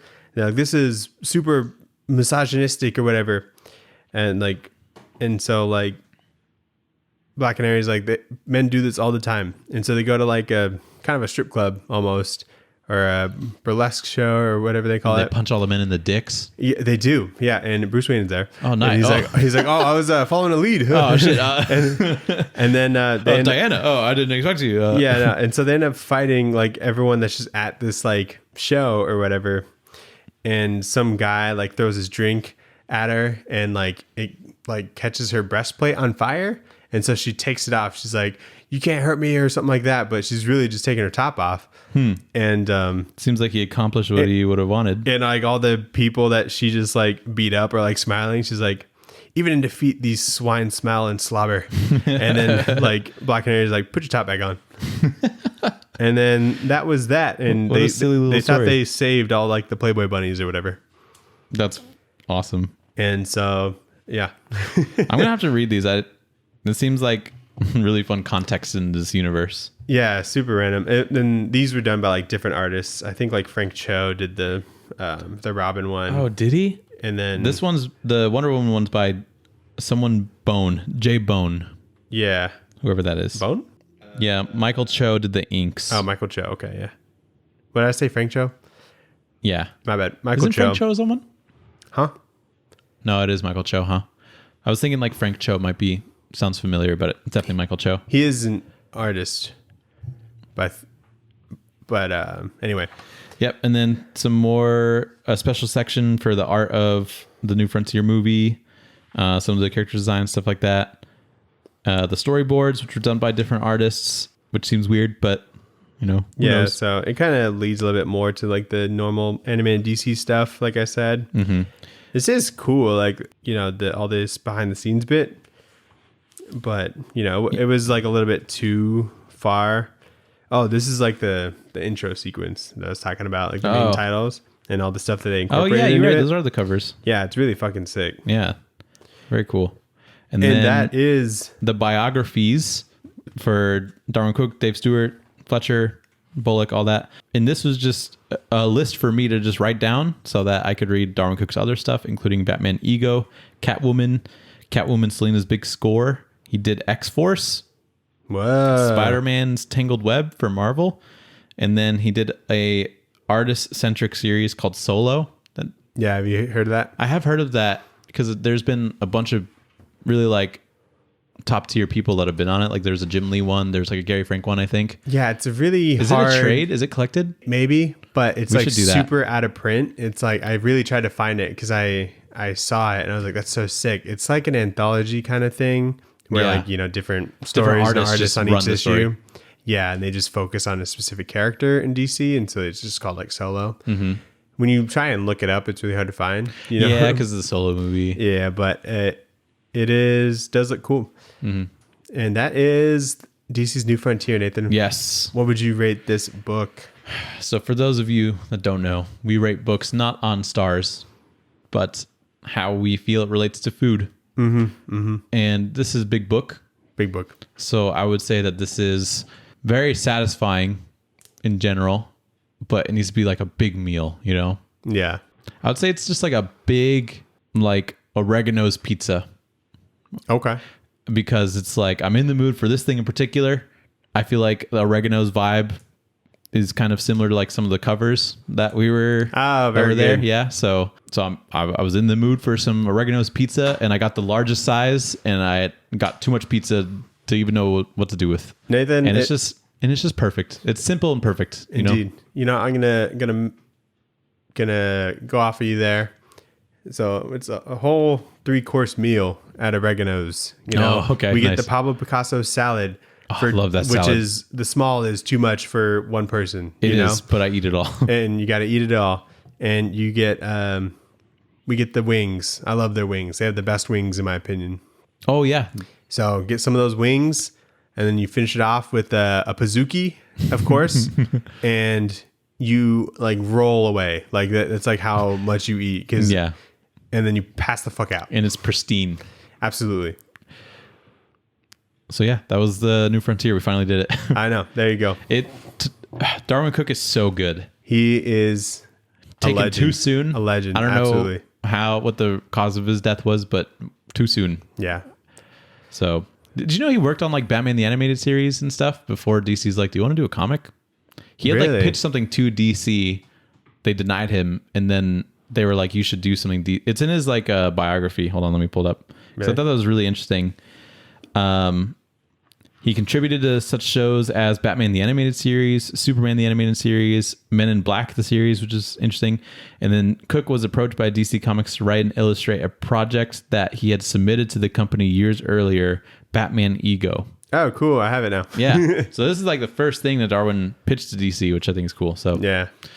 So let's get into our next segment, the pull list, Shove it in your box. The pull list, what did you shove in your box? I did not get the chance to go today. I had a very busy work week, so I'm going to go tomorrow. But what is coming out, Daniel, that we're going to pick up? We're going to pick up Batman 132. Of course. By Chip Zdarsky and whoever is doing art right now. And Gotham City, Year 1, number 5. Mm-hmm. Is that 6 issues? I don't know. Maybe. I think it's 6. Maybe 8. Could be 8. He's doing 8s. He loves a good maxi series. You know? And then last time I went to the comic shop, I was looking at a week of comics, and I had like a bag of comics here that I haven't scanned yet. And so I thought I got this whole week of comics already, but I did not. And so I have to like go back and catch up for this week that happened a couple weeks ago. Gotcha. So I'm just going to stick with Saturdays because traffic is way too shitty after work, you know? Oh, yeah, definitely. Especially going into Tempe, you know? Mm-hmm. But Nathan, did you watch anything new? This is all I did. Actually, I guess I watched another episode of Last of Us. Really good. Have you started watching that? Yeah, I'm caught up now. Oh, my God. What do you think? Good. Yeah, I like it a lot. Yeah, really good. Pretty fun stuff. I don't care about the game. I never played the game. I played a little bit of the game. I'd probably play it now. Yeah, it's really good. I think if I just happen to have a PS3 laying around or whatever. Yeah, a lot of the storytelling's pretty good on it. The gameplay is pretty solid, I would say, because there's parts where you have to like shoot raiders and stuff like that. I just love Pedro Pascal's performance. Yeah, he's great. That third episode is crushing. Yeah, you're totally right about that. I was a wreck for 30 minutes and I thought about it for days after. Yeah, definitely. I still do. So great show. But yeah, I watched the 4th episode. Seems like kind of super short. Yeah, very short, especially with the 3rd episode being an hour and like 20 minutes. Yeah, the first one was like an hour 15. Yeah. I was like, these are just movies. And then yeah. And this one was like 45 minutes and it felt nice, you know? Yeah. That'd be a nice one if you're binging it, but it's not as great like just watching it on its own. I gotta wait until Friday now. Yeah. Sarah's willing to watch it, but she hates stuff that comes out week to week. Like she's just like the biggest binger ever. Really? So that makes sense. She wishes it would just all be out. Yeah. And then I finished the first season of White Lotus with Sophia. Show's all right. I hate it, but that is what draws me to it. I think it's done well, and I just don't like the theme of it, which is basically the rich get richer.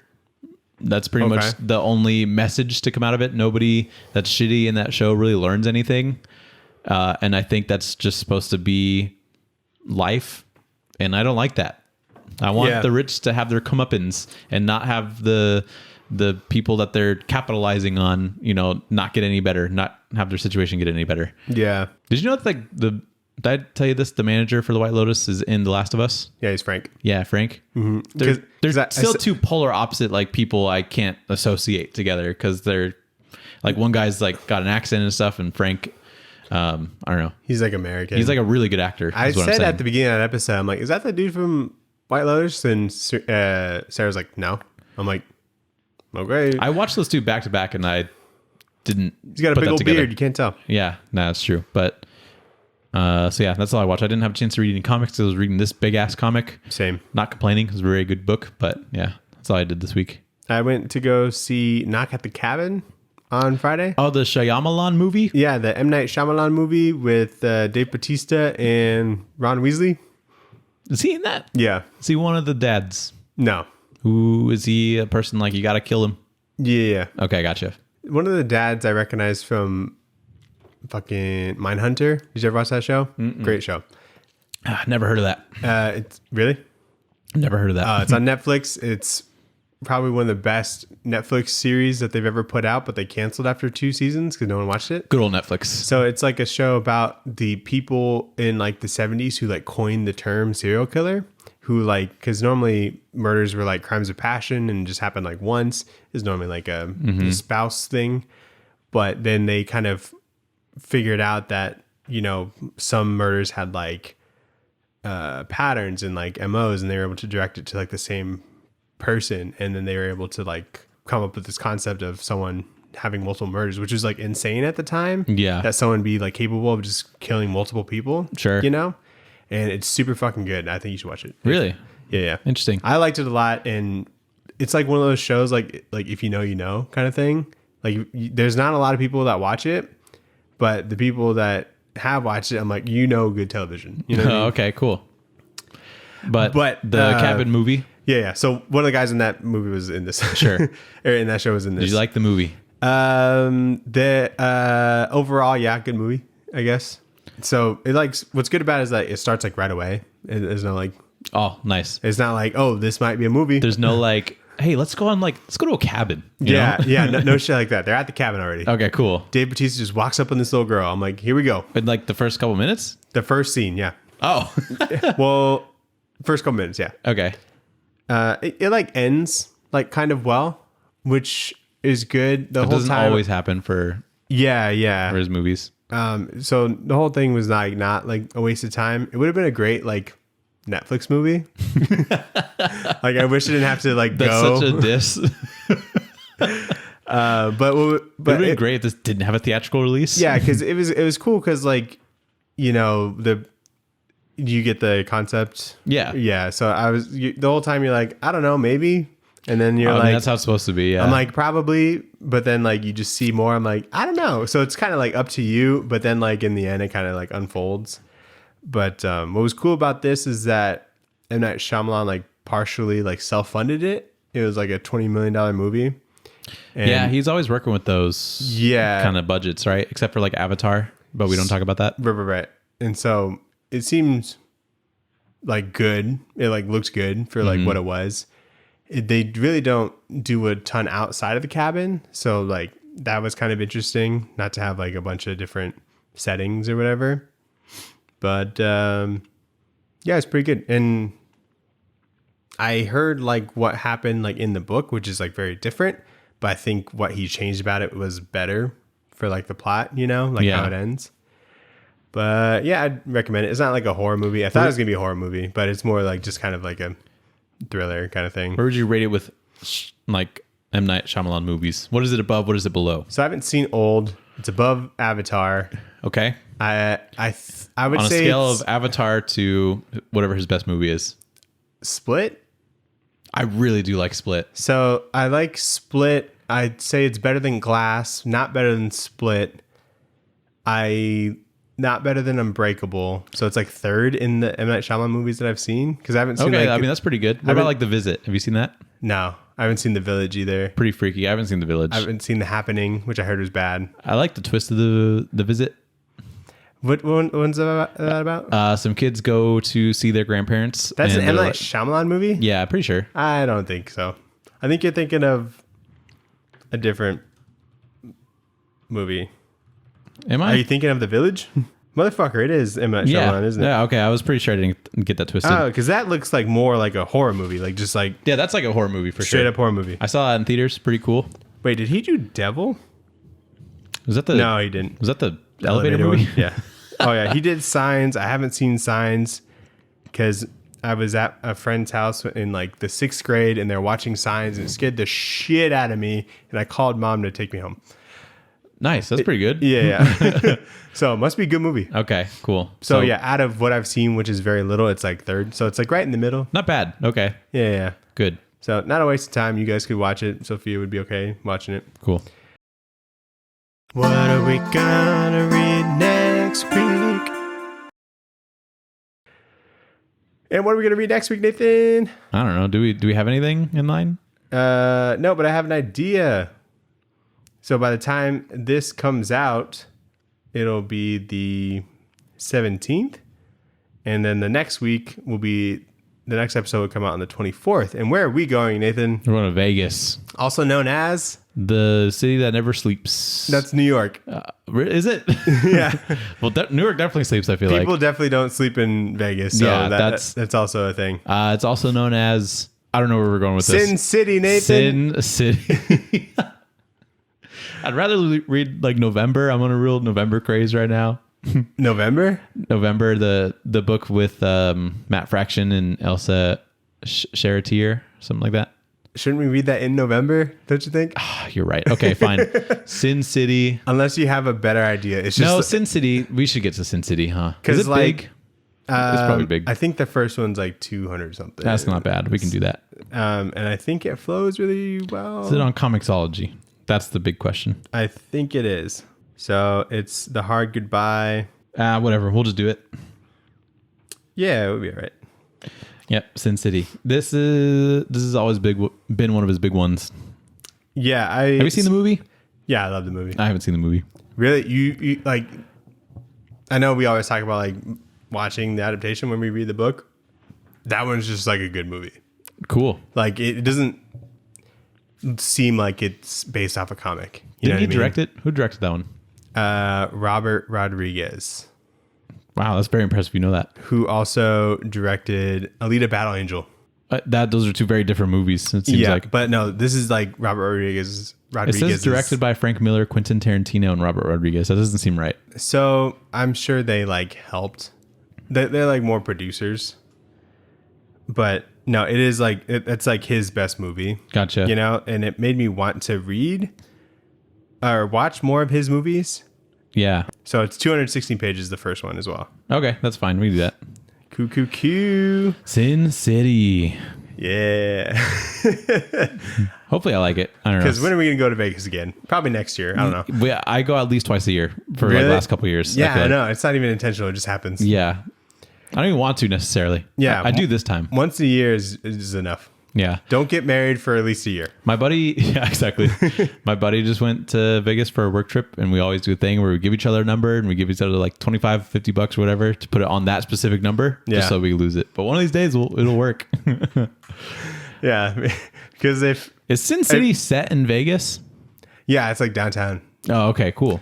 So if you watch the movie and you read the book, you have no fucking clue. It's like based in there. It's just the name of it. That's awesome. But anyway, thank you guys for watching. Thank you for sticking around for 150 episodes. That's awesome. If you're just hopping on right now, that's cool too. We're going to do 150 more. Yeah. At least. Minimum. Yeah. Yeah. And so thanks for listening. I know listeners have been here the whole time. Watching is great too. We got a Linktree with all of our stuff in it. Like, follow, subscribe if you want. You can email us at tradewaiterspod@gmail.com. You can suggest stuff to read because I don't think we have much. We still haven't done a lot of good stuff. So Like we don't have anything until like Shazam. So help us out. Yeah. All right. And Peace. goodbye.